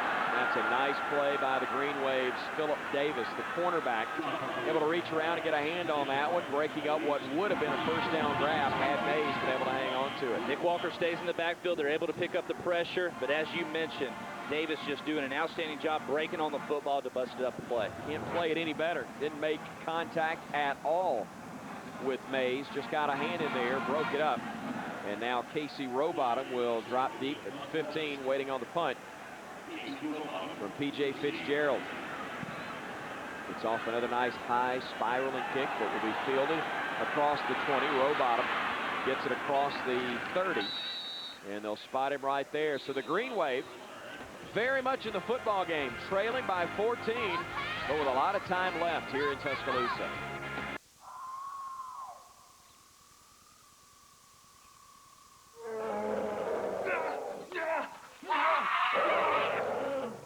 Cavemen didn't own cars. At Direct, we don't have mascots. We have real people like me who can help you spend less on car insurance. So what do y'all want me to do with this again? Affordable car insurance on your corner? From people who are in your corner. Call 1-877-GO-DIRECT or come see us today. The Franklin Mint proudly presents the U.S. Presidential Dollar Collection. This historic collection starts with our first 4 presidents. Each new presidential dollar is in brilliant, uncirculated condition and layered in luxurious 24-karat gold by the Franklin Mint. Each limited edition $1 coin was produced by the U.S. Mint for just 90 days, sealed with the signature of J. Johnson, the 36th director of the U.S. Mint. Now you can receive these first 4 gold-plated presidential dollars for the amazing price of only $9.95. In addition, you'll receive a certificate of authenticity and a presidential library card for each president. But if you act now, you'll also receive this beautiful heirloom quality cherry wood finished presidential dollar display case, a $60 value absolutely free. Call or log on now to receive the U.S. Presidential Dollar Collection. Plus, you'll receive a certificate of authenticity and library cards, all for only $9.95. If you act now, you'll receive this $60 value display case to hold your entire collection free. Just pay shipping and handling. Be sure to ask your operator how you can receive this entire collection for a substantial savings. Order now. 14-point lead for Alabama, but Tulane will have it when play resumes in the 4th quarter. I'm Chris Stewart along with Tyler Watts, Barry Krause down on the sidelines. Glad you're with us on Crimson Tide pay-per-view, and remind you we'll have next week's game against Western Kentucky also available by pay-per-view as well. Contact your local cable or dish provider as Alabama plays host to the Hilltoppers. Tide fans glad to be ahead, but Nick Saban not happy, Tyler, with how tough things have been. Everything has been a struggle, and it's not just a case of Tulane playing poorly, because they have played very well at times, but Alabama has really struggled to build a lot of momentum tonight. Yeah, but it hasn't been on turnovers or anything like that, or giving up huge plays defensively. It's just they're a little flat. They're flat, and they're going to learn from this. 9.5 to go, and Kevin Moore, first collegiate start for the Green Wave, and not a bad performance at all, but his team has only put 6 points on the board. They need more, trailing by 2 scores. He'll unload this one, and wisely throws it out of bounds. Terrence Cody bearing down on him. But he waited as long as he could, and then wisely airmailed it to stop the clock. Smart job by throwing it out of bounds, but once again, Alabama is able to put more on his rear end. Anytime as a quarterback you're having to pick yourself up off the ground, it makes that the next throw that much more challenging.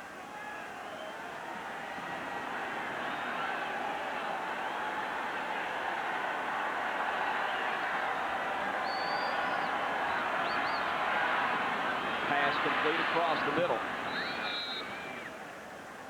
That's Cody Blackwelder again, able to reel it in. Take a look at it again. They have found the soft spot of the Bama defense right up the middle all night. Coming here with a little fullback angle route. Looks like he's going to go to the flat where Tulane has had a lot of success, and at the last second just pivots, cuts back inside, middle of the field. They're clearing out with a tight end. It's a nice call by Tulane. 3rd and short. Bama defense has stopped Tulane good bit in this situation tonight. Let's see if they can do it again. Moore hands it off. Little misdirection and a first down as they went to Jeremy Williams. That is a great call by Dan Dodd, the offensive coordinator. First time we have seen that. I thought initially, Tyler, it was a busted play. It did look like it. It looked like all the action was coming to the left of your screen there, but as you can see, you got pulling guards. Everybody's coming back around. Great call there on 3rd and short.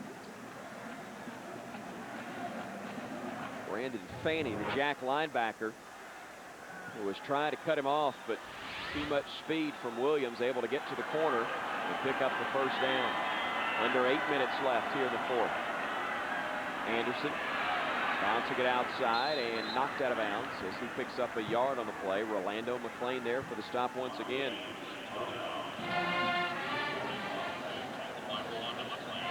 So the Green Wave still in this ball game. They've got a lot of work to do with under 8 minutes to go, trailing by 2 touchdowns. Corey Reamer will check out. Mark Barron will come in to replace him. Highly touted freshman out of St. Paul's High School in Mobile. Here you see number 4. And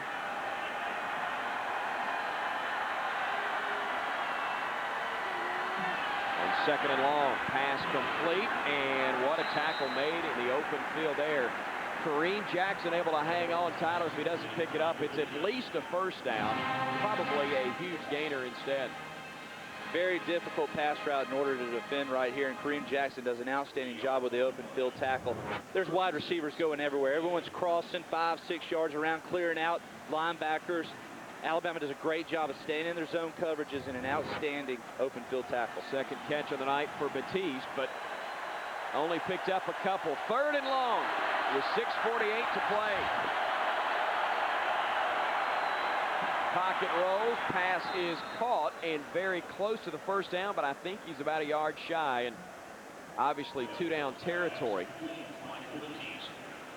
as Batiste made the grab, but it'll bring up 4th and about a yard. No question, down by 2 touchdowns, that the Green Wave have to go for it, but I think they are going to use the timeout and try and talk things over. Can't afford to make a mistake here. Perhaps their last good chance to close in on the Tide. Bama still leading it by 14. When it comes to college football, do you demand the best seat in the house? With CSS, it's closer than you think, right on your sofa. The games you want, the shows you demand, the tools you need.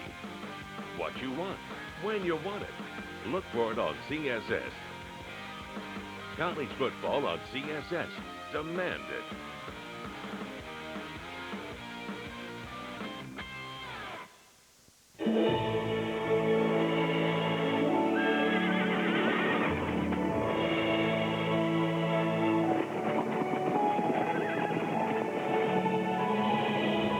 Once they've outgrown their toddler seat, they're still not ready for adult safety belts alone.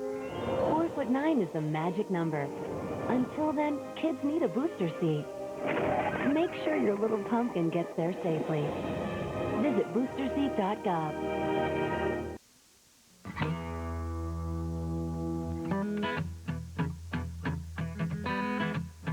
Every TV set that you have that's hooked up to cable will still work just fine. But if you get TV through an antenna, you can still keep your sets working. Just visit dtv2009.gov and some real fine folks will help you learn more. Or call 888-DTV-2009 to learn about a government coupon program for converter boxes. Barry Krause, Chris Stewart back with you at Bryant-Denny Stadium in Tuscaloosa. Home opener for the Crimson Tide after a sterling performance a week ago at the Georgia Dome, giving the Tide a high national ranking at number 13. Bama struggling tonight. Barry Krause down on the sidelines. What have you got for us? Just talking about the defensive backs. I think they've picked it up a little bit. If you see a lot of the passes or the completions that Tulane's doing right now are all checkdowns. The backs are kind of delaying in the backfield. That's because defensive backs are doing a better job. Man-to-man coverage downfield, staying a little bit closer, making him look to the, the second or actually the third receiver, which happens to be the check down. So overall, defensive backs for Alabama picking it up a little bit and put pressure on that quarterback. Alabama trying to continue that pressure, Tyler, as they are set for a 4th and a yard right here. What do you do? That's a long yard. Hadn't seen Tulane just try to line up against Alabama and run it right at them to look for some sort of misdirection play. They do try to run it at the Tide. They get stood up by Hightower, but not until the Green Wave pick up the first down. Dante Hightower stood up Austin, but he was at the 45 when he made contact, and that was just enough to move the chains. Give the Green Wave credit. They have to wait a week in order to start the season. That's tough enough when you play your first game a week after everybody else. But not only that, they have to spend an entire week in Birmingham in preparation because they had to evacuate New Orleans due to Hurricane Gustav. It was almost like a bowl week, but they're ready to see somebody other than teammates, and they have come out and fought Alabama in this one. But the Tide has also taken the fight to the green wave as McClain makes another hit for Alabama. Last week, Tyler, McClain only had 3 tackles. He had 3, I believe, before the anthem was over in this one. I don't think he got an opportunity last week because the defensive line were making all the tackles. But we talked earlier, how do you tackle against the stiff arm? That's exactly how you do it. You keep your legs driving. You force the runner to continue to go to the sideline, run him out of bounds, or eventually his arm's going to come down. 2nd and 13, we'll call it, from the 48 of Alabama. Moore on play action. Chapman giving pressure. He'll throw, and the pass is caught for the first down. Brian King able to shake away from Kareem Jackson.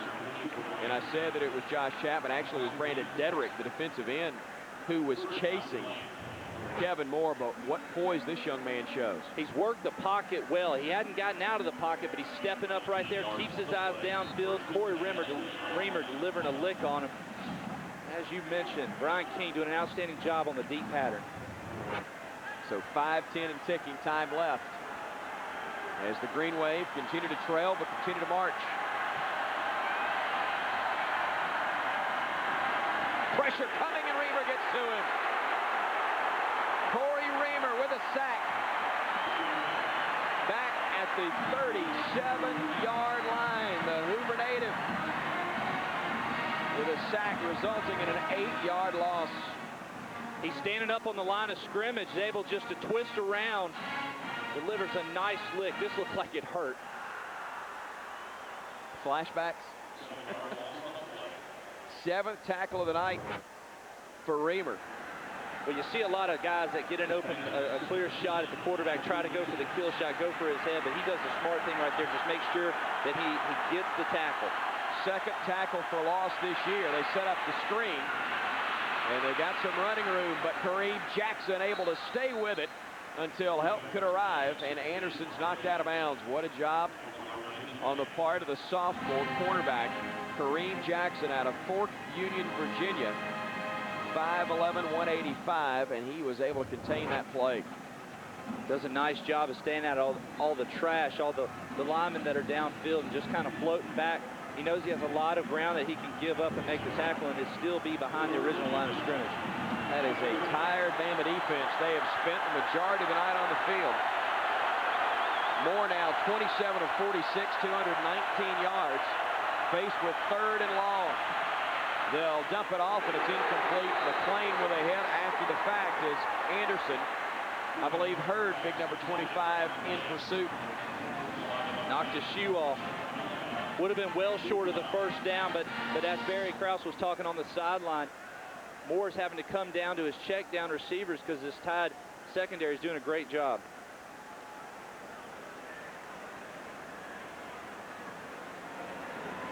So 4th and a dozen. And the Green Wave trailing by 14 with 3:47 to go, with no choice but to go for it.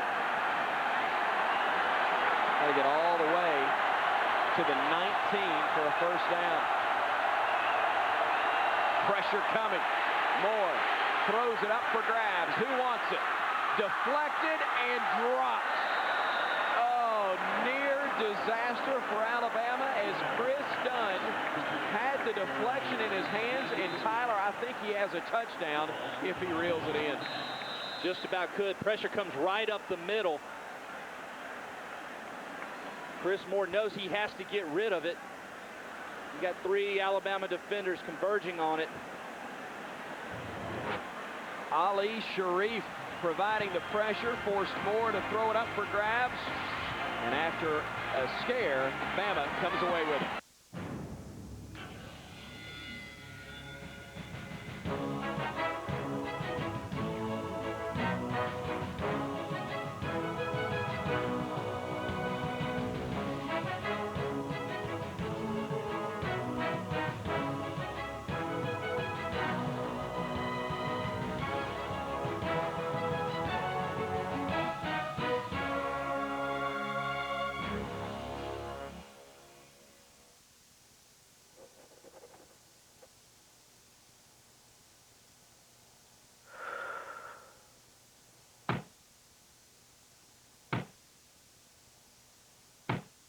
You think car insurance is too expensive. We couldn't agree with you more. At Direct, we can help you spend less, so you won't need these. Affordable car insurance on your corner? From people who are in your corner. Call 1-877-GO-DIRECT or come see us today. Catch high school football from the best seat in the house, your sofa. Live games every Friday night this fall, bringing you coverage of teams throughout the Southeast. And up-to-date and in-depth information with the experts in the know. It's what you want, when you want it. Look for it on CSS. High school football coverage on CSS. Demand it. Special teams in the first half, giving Alabama a little bit of a cushion. You know, good football teams, though, are going to brother-in-law one another, so to speak, just like you do in golf. Offense isn't performing quite as well as we've grown accustomed to. Defense and special teams step it up and provide points. So Nick Saban's squad, barring a meltdown with under 4 minutes to go, will move to 2-0 on the year, with Western Kentucky due up next week. Ingram, who's gotten the bulk of the carries tonight, gets another one there. And he'll get up near the 34, just across it actually, for a gain of 3 yards on the play. Precious time ticking away for the Green Wave, and Alabama in no rush whatsoever to get to the line of scrimmage. Still 18 on the play clock. And 3:05 and moving, time left on the game clock.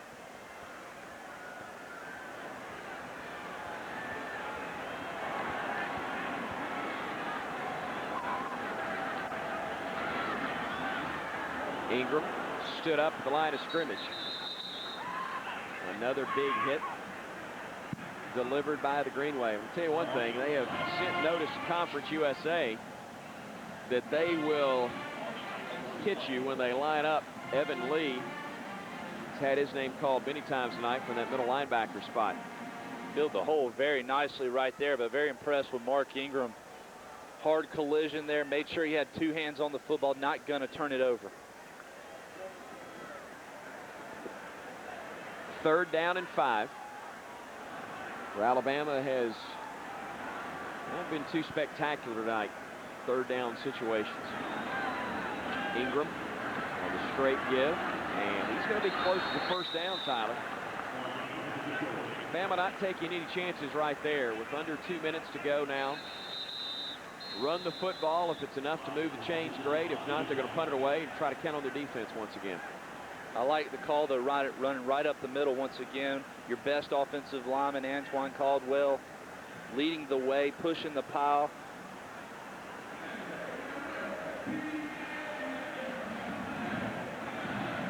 Coach Polito says it's 4th down.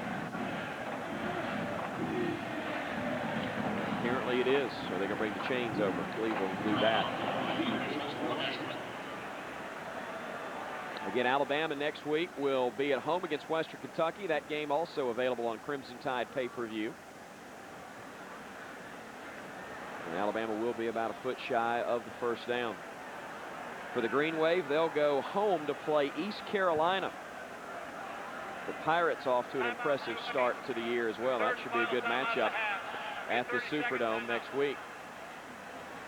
We mentioned Western Kentucky next week before the Tide opens up conference play at Arkansas and then again on the road at Georgia. Kentucky off to a good start as well. Same thing for Ole Miss. And then the Tide will travel to Tennessee. There's an off week between the Kentucky and Ole Miss games. Arkansas State is the homecoming opponent. Bama will wrap up the season at LSU. Mississippi State an off week, and then at home against the Auburn Tigers. Saban not worried about next week just yet. He is worried about right now in this final minute, 55 seconds.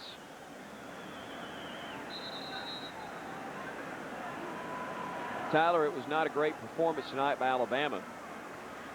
And again, Tulane still with time, but while Alabama was not great, they did not commit any fatal mistakes, or at least they haven't so far. that would make this an even scarier game.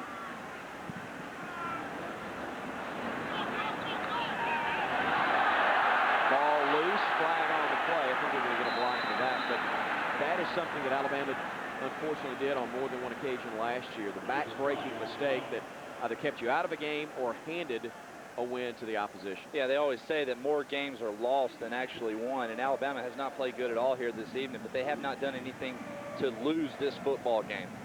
During the kick, block in the back, 21 of the receiving team. That's a 10-yard penalty from the end of the kick. First down. Now, Chris, you hadn't seen the turnovers going into the end zone, in the red zone. You haven't seen them coming out, creating a short yardage situation for the opposing offense. So, you know, flat, it's something you hate to see in your players. You always want them ready to play, poised to play, because you only get 12 opportunities a year. But coming off a big win, as a fan, I can understand it. As a coach, you absolutely despise it, but you know that it happens to every football team. Nick Saban's Crimson Tide has unfortunately had the defense on the field for an awful lot of the ball game tonight. Time of possession, 34, almost 35 minutes for Tulane, while the Crimson Tide has had it for under 24 minutes this evening. A tired defense is there. They continue to battle, but the Green Wave continue to fight also. And a change in quarterback, Joe Kemp, a freshman, getting some snaps. They're keeping the ball on the ground, and this looks like the white flag from the Green Wave. A loss, but a lot to build on for Bob Toledo and his staff. And I think that's exactly what he's looking at as the rest of this season. He saw a pretty good performance out of his football team. He knows he can take care of his players. He can carry that on throughout the rest of the year. Talking with sports information staff as this carry picks up a first down for the Green Wave. They said, you know, the best thing about tonight is regardless of what happens, we get to go home. They've been here all week, as we said, having to leave campus last Saturday to avoid Hurricane Gustav, and they stayed in Birmingham. They worked out each day at Samford University, and then had a very long day to try to do something other than football, keep their minds fresh, and they were hungry to play tonight.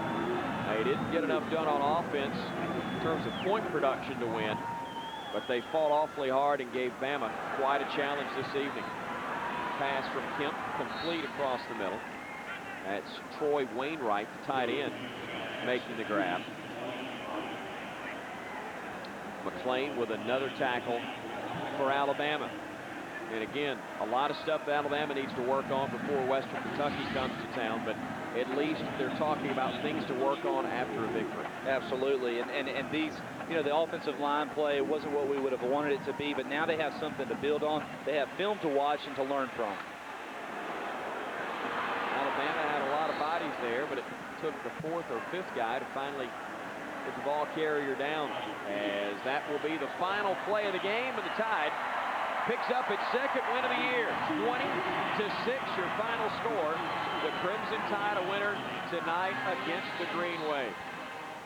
Nick Saban, far from ecstatic, but a win is indeed a win as Bob Toledo loses to Alabama for the first time as a head coach.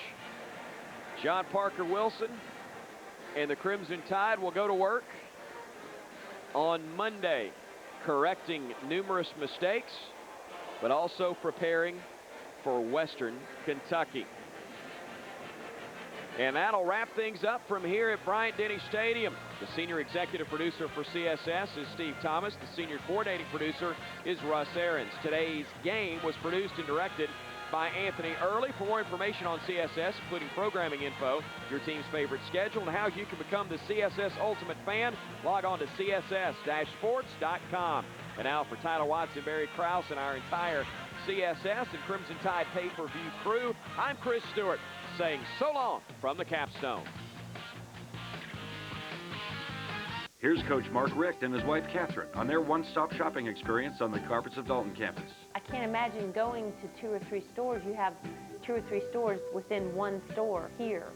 Then if you do the same thing for carpet and everything else, you would just wear me out. It's over 1 million square feet of just everything you could possibly want. To get me here to one spot and be able to get everything done in one place, that was a good idea. Experience the Carpets of Dalton campus for yourself. Carpets of Dalton in Dalton, Georgia. The 2008 American League Championship Series is on TBS. Deep left field. Wow, break out the tape measure. The best teams in the American League face off for a coveted spot in the World Series. Exclusive coverage of the ALCS begins October 10th, only on TBS, the home of the MLB postseason. Brought to you locally by Charter Media. It's Fitness Made Simple. And it comes with John Baystow's brand new DVD. But it goes way beyond just improving your body. We change your body, you change your life! I am living my dream right now. It all started with what is in this book. It's exactly what it's now doing for the thousands of other men and women who are following the Fitness Made Simple program. And it's exactly what this book has the power to do for each and every person who reads it. Start attaining all of your dreams today with Fitness Made Simple, the book that can change your world. Change your body, change your life with Fitness Made Simple.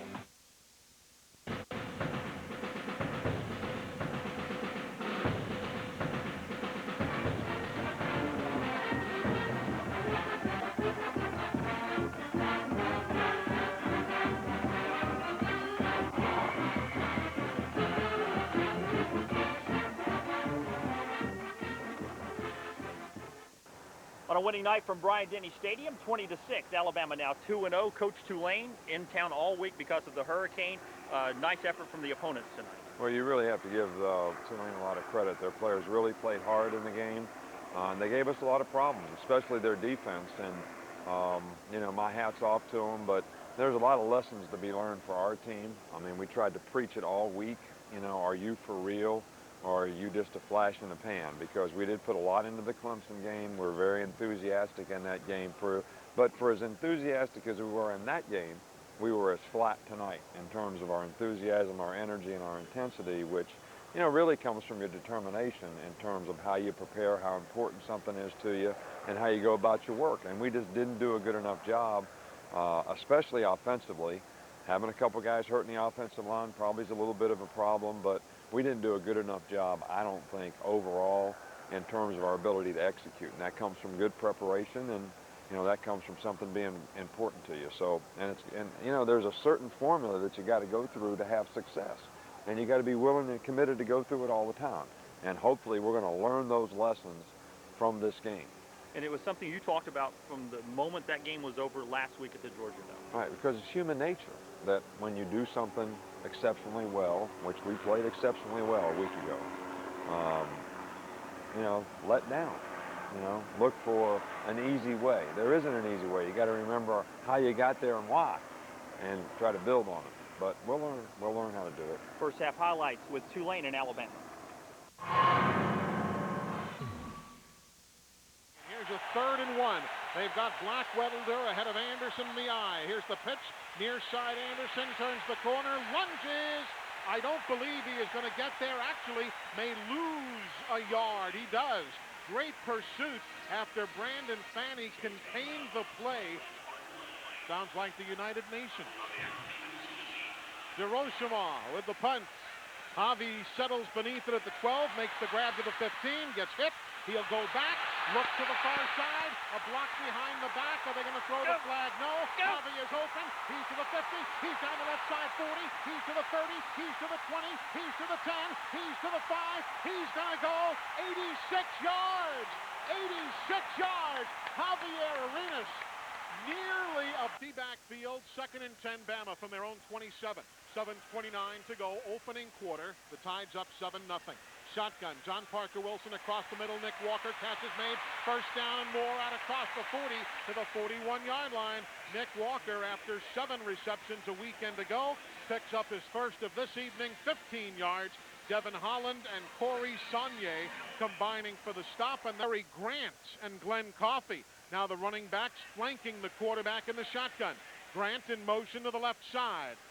6:22 to go, opening quarter. 7-0 Bama. Quick throw, left side. Grant is there, makes the grab. First down to the 42-yard line of the Green Wave of Tulane. Well under his normal average of 38. High snap. and it's blocked. It is blocked by Alabama, picked up by the Tide, and taken in for a touchdown.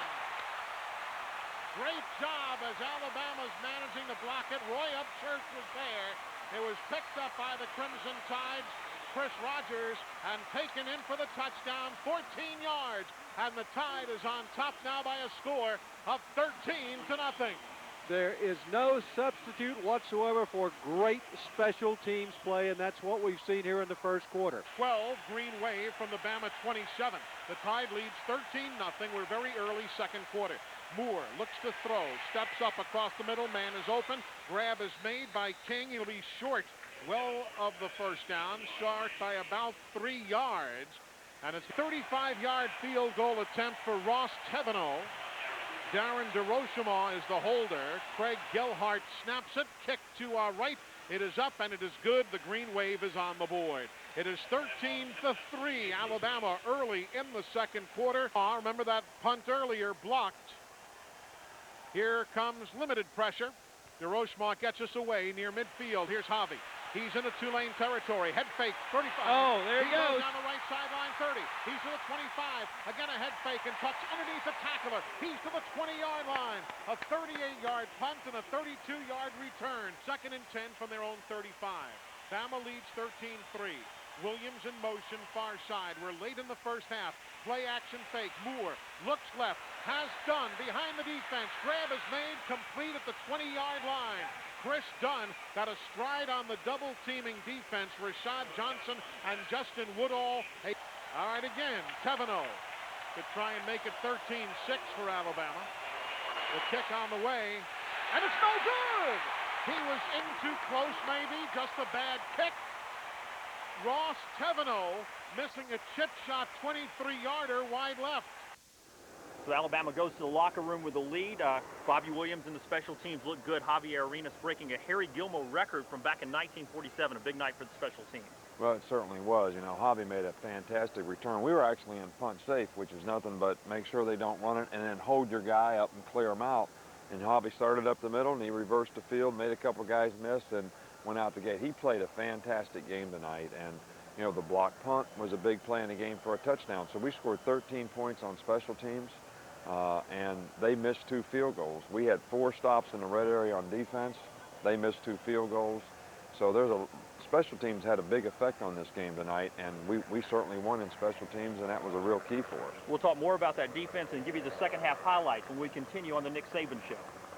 The Nick Saban Show is brought to you by Golden Flake, the favorite snack of the Crimson Tide, and by Coca-Cola Zero. Real Coke taste, 0 calories. Every day at Golden Flake, it all starts with a special premium potato that longs for something more flavor and more crunch, seeking a life of delicious variety and guaranteed freshness in every chip and every bag. That's what Golden Flake brings to the table. For us, these are the good times, finding our way to your neighborhood grocery and into your basket headed home, turning potatoes into the life of your party. Golden Flake, the South's original potato chip. I think that we, as the Coke brand, would have a case against the Coke Zero brand for taste infringement. What's your specialty? I am in real estate law. Perfect. Perfect. Right. Let's say this is a property, an architectural, it's been made a landmark. Next door, somebody buys the lot. They build an eerily similar house. What can we do there? Let's put on the lawyer pants and walk down that path. Da, da, da, da, da, da. Crimson is tradition. Crimson is community. Innovation. Crimson is discovery. Crimson is creativity. Service. Research. Pride. Crimson is the University of Alabama. RollTide.com, official online store, is where Crimson Tide fans gear up for game day with an awesome selection of over 1,000 items. RollTide.com, official online store, is where you'll find jerseys, t-shirts, hats, polos, and more. RollTide.com, official online store, is where Alabama fans get everything they need. All right, before we get to the second half highlights, Coach, a lot of different players playing different positions on the offensive line tonight. Well, I think that the continuity that we had in the offensive line last week in dominating the line of scrimmage probably got away from us tonight because even though we had 2 starters out, it makes 3 guys play different positions. You know, Mike Johnson, who played a great game at guard last week, now has to play left tackle, and both guards have to flip-flop spots, and we lose both of our starting guards. So, you know, that's not good for continuity. I still feel like we could do a lot better job of controlling the line of scrimmage because I think those guys are capable of doing better. They got to believe in things and do it the right way. Right footwork, right technique, and have confidence in what they're doing. We need for those guys to get better. I hope they learn a lot of lessons tonight so that they can improve. One of our bright spots tonight, the defense, keeping them out of the end zone. Well, when you stop them 4 times like we did inside, and they missed a field goal right before the half, great defense down here in the second half, which you're going to see on the second half highlights, which was probably the turning point of the game when we turned the ball over with Glenn Coffey, and we go 3 and out on defense, and the guy misses the field goal, and the missed field goal before the half. Those were huge, but to have the ball in the red zone 4 times and only give up 2 field goals is fantastic defense. Here's what Coach is talking about with the second half highlights. First and 10, Green Wave from their own 41. We're a minute into the third. Bama leads 13-3. Moore to throw. Heavy pressure with everybody covered. He sidearms one out. Catch is made by Austin, covered up by Corey Reamer. They make the catch, but they lose a couple back to the 38. This is going to be a 42-yard attempt. He hit a 48-yarder last year against Memphis. They have too few players out there. They get their 11th man on the field, Tulane does. The snap is low. The kick is on the way. It is up, and it is no good. It was a bad snap, and they had a little trouble hanging on to it, did Darren DeRochemont, and the kick is wide left, and we're down in 6 for the Tide. Football at the 38-yard line. Again, the give. Ingram, big hole, left side. First down across the 45, out to the 50, into Tulane territory. He carries bodies with Johnson, Caldwell, and Motley helping to lead things. A 15-yard pickup off of a fairly routine running play. Down in 5, Bama from the Green Wave 41. The Tide leads 13-3. A minute and a half to go in the period. Here's a fake inside give. John Parker Wilson keeps it, turns left, runs upfield, first down to the 32-yard line. Alabama leading 13-3. We'll likely see a play here if they choose. McCall in motion, shotgun, John Parker Wilson, give inside Ingram, he'll kick it outside, he finds running room, Mark down the left sideline, he takes it on in, behind the block of Nikita Stover, 16-yard touchdown, Alabama.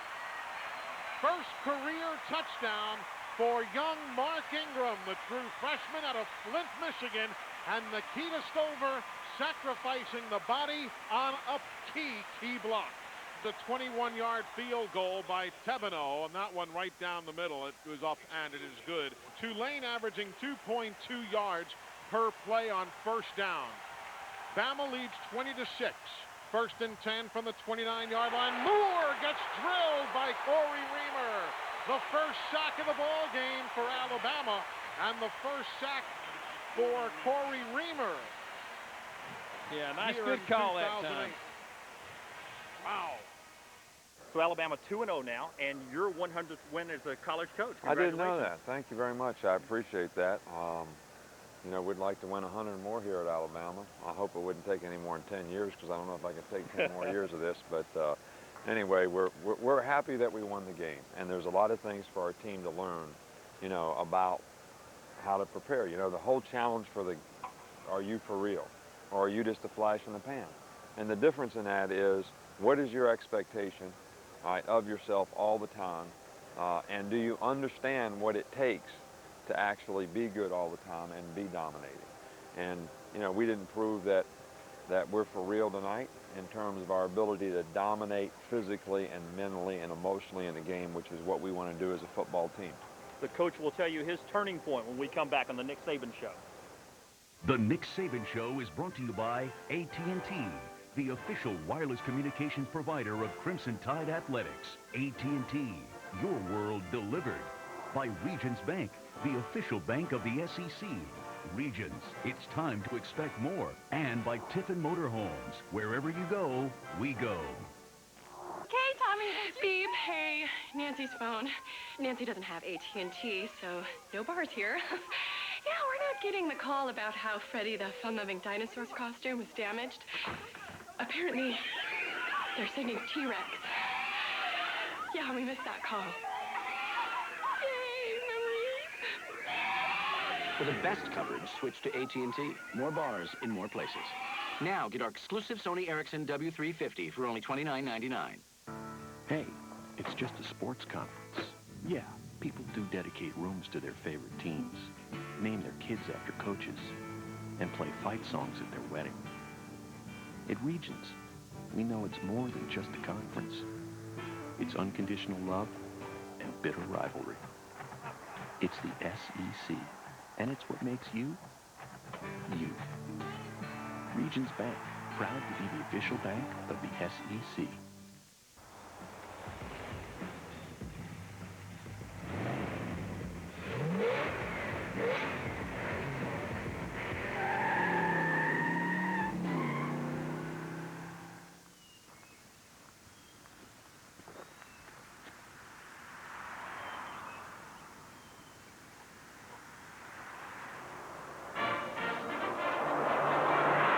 Tiffin Motorhomes, proud supporter of Alabama athletics.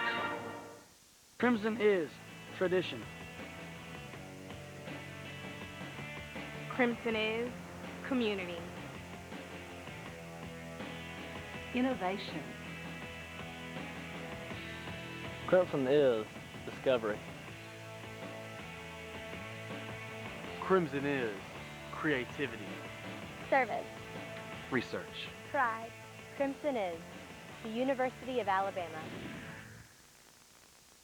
Turning Point is brought to you by Blue Cross and Blue Shield of Alabama. Back on the Nick Saban Show, time for the turning point of the game. Well, I think there's no question that the turning point of the game was Glenn Coffey's fumble, which he got popped on now. He got, I mean, their defense, you got to give them credit. They popped him. It wasn't like he was swinging a ball or anything. And they get the ball on the 31-yard line. And, you know, we make a couple plays on defense, and they miss a 41-yard field goal. And then we put our best drive of the night together. You know, we got in 4 wideouts. We decided to spread them out, ran the ball better, more effectively that way. Defense declared itself, you know, hit a couple plays, and Mark Ingram made a couple really good runs in that drive. And, you know, that made the score, I think, 20-3 or 20-6. But that was a real turning point in the game. That whole sequence of the fumble, the no score, and the drive. One of the biggest things about Coach Saban's staff is some of the new guys you brought in. Jim McElwain, one of those guys. We've seen him 2 weeks now, 2-0. Talk a little bit about Coach McElwain and what he has brought to your staff this year. Well, I think Coach Mack's a great teacher, and I think he's a really good quarterback coach, but I also think he's a good play caller. I think he does a good job of putting things together. And I don't think tonight's performance was a reflection on the plan we had. I think we had a good plan. I think we did a poor job of executing it. And even some of the sacks, you know, people always think the sacks are about the offensive line. And we had 3 sacks tonight. We didn't throw the ball hot once. The tailback didn't pick up the corner blitz, and the tailback didn't block the guy off the edge. So it had nothing to do with the offensive line. Now, the offensive line, obviously, we wish would have played better and controlled the line of scrimmage, but, you know, we got to play better as a team, and we got to execute better. And Coach Mack puts a good plan together. I think he's a great teacher, and I think the players really respond well to him. Here's more on how the new man leading the Alabama offense is settling into Tuscaloosa. Hello, I'm Jim McElwain, offensive coordinator, Alabama. Just wanted to get a chance right here to talk a little bit about some things that happened in the game that were, you know, good things for us offensively and obviously helped us to a victory. And, you know, a couple of the things we want to talk about was our third down efficiency and the ability to keep the Clemson high-powered offense off the field and keep controlling the football.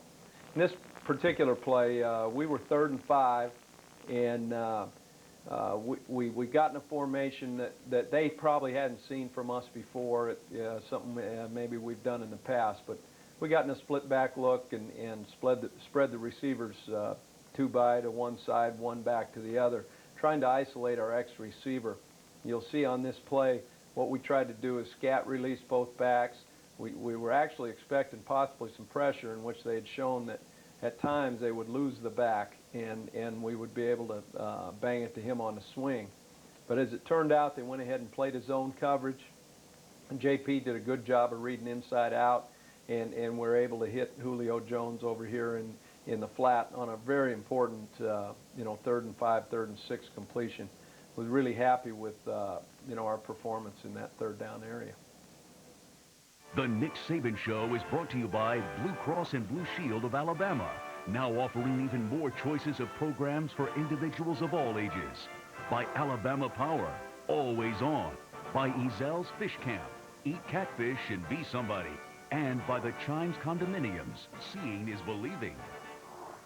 Hey, you have your tickets, right? To what, you ask? Well, the Dr. Pepper ACC Football Championship. The 48-hour celebration of ACC football, played this year in beautiful Tampa Bay, Florida. You know, palm trees, sandy beaches, and this year, a lot of ACC football action. So get your tickets now for the December 6th Dr. Pepper ACC Football Championship. Because if you wait too long, it may be too late. You make me jump a little higher. You my favorite. Slow bunny.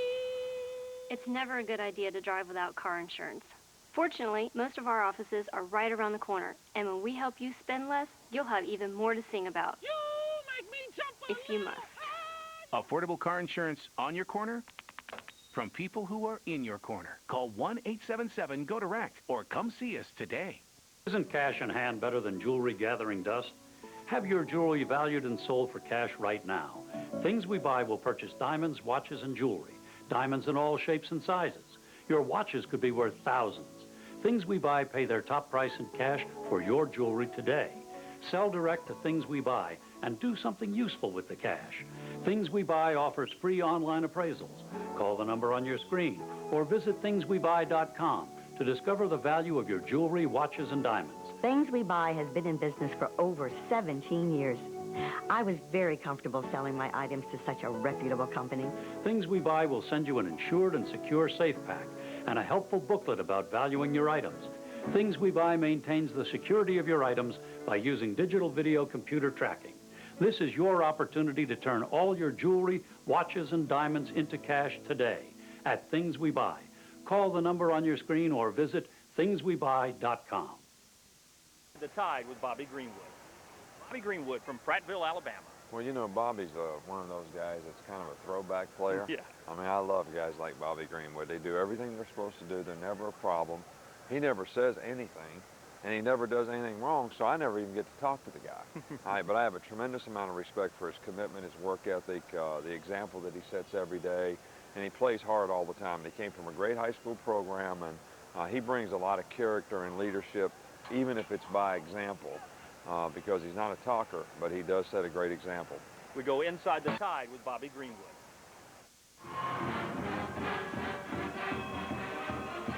I moved around a lot. I didn't come to Alabama until I was about 12 or 13. And from then on, we always heard about Alabama football, and I wanted to get up here and play. Good, I did good. This is a dream come true. There's no way to really explain it until you do it. And just to run out and see all those fans, we definitely got the best fans. Welcome to 2008. The world is again spinning on its axis correctly. I want to make it happen. It's my last year. But, I think we've taken a lot of steps forward, definitely through camp. A lot of people stepped up and done great things. And I'm excited about this year. It makes it rough to come into the film room because, he looks at all the little things. And you might think you did great one play, but it might be just one little thing that he got you on. But, he definitely wants the best out of us. And, he's definitely, like I said, he's focused on all the little things. And, that's what we need to be successful.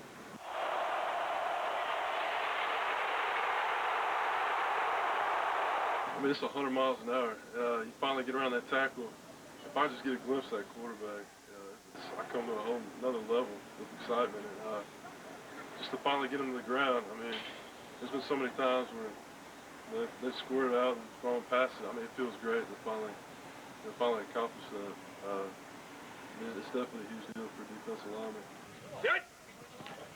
Family's definitely a big priority to me.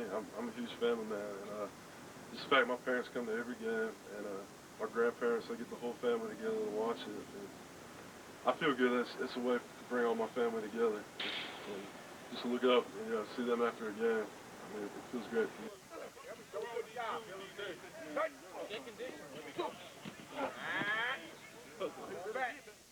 The Nick Saban Show is brought to you by Bryan Foods. Anytime is Bryan time. By Great Southern Wood, makers of Yellowwood brand pressure-treated pine. For building outdoors, yellow's your color. And by Buffalo Wild Wings, proud sponsor of Bama Athletics.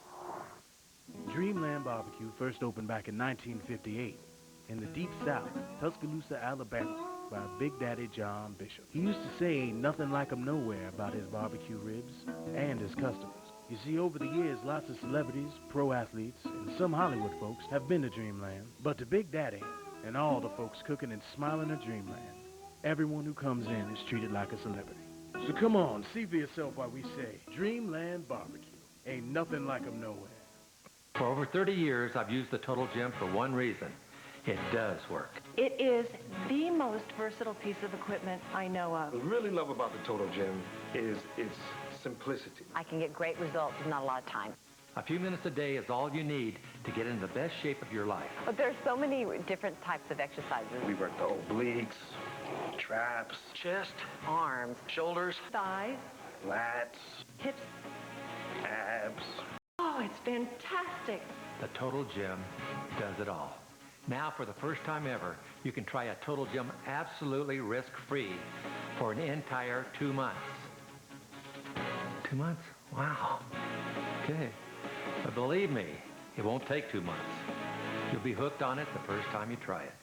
To try your Total Gym risk-free for an entire 2 months, call 1-800-291-2063. That's 1-800-291-2063. Call now. Wrap up on the Nick Saban Show tonight. Western Kentucky, pay-per-view, 6 o'clock, right back at Bryant-Denny Stadium. Well, I'm going to say the same thing, not to disrespect our opponents, because we always respect our opponents, but, this is about our team. This is about who we are, the character that we have, the commitment to a standard of excellence that we have, the willingness that we have to work and invest our time in making the proper preparation and having the right energy and enthusiasm to go out and execute it in a game. And everything we do is for these 12 games that we play. So I'm just hopeful that we'll be more enthusiastic and energetic about how we go out and execute what we do. And part of that is you, the fans. We'll see you here at Bryant-Denny Stadium Saturday night and then back here on the Nick Saban Show. The Nick Saban Show has been brought to you by Buffalo Wild Wings, proud sponsor of Bama Athletics. By Great Southern Wood, makers of Yellowwood brand pressure-treated pine. For building outdoors, yellow's your color. By Bryan Foods, anytime is Bryan time. By the Chimes Condominiums, seeing is believing. By Ezel's Fish Camp, eat catfish and be somebody. By Alabama Power, always on. By Blue Cross and Blue Shield of Alabama, now offering even more choices of programs for individuals and seniors. By Tiffin Motorhomes, wherever you go, we go. By AT&T, the official wireless communications provider of the Crimson Tide, your world delivered. By Regions Bank, the official bank of the SEC. Regions, it's time to expect more. By Coca-Cola Zero, real Coke taste, 0 calories. And by Golden Flake, the favorite snack of the Crimson Tide.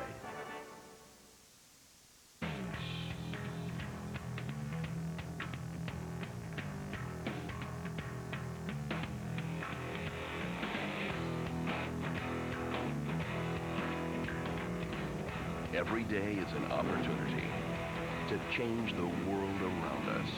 Welcome to the world of victory, the new American motorcycle. Over the past 10 years, we've proven again and again and again that we're not afraid to enter bold new territory, like being the first with 100 cubic inch engines and 6-speed transmissions standard. Redefining modern American custom style with award-winning bikes like the Victory Vegas, the Kingpin, the Hammer, and the Vegas Jackpot. And we continue to set new standards with the introduction of the most progressive line of American luxury touring motorcycles ever introduced, the Victory Vision.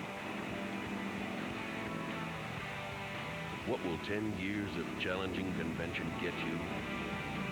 Ask the 50,000 riders who chose the new American motorcycle with its first-class quality, superior value, and 94% owner satisfaction. Our riders grab a fistful of throttle, lean into the curve, and never look back. Test ride the new American motorcycle and celebrate 10 years of looking ahead.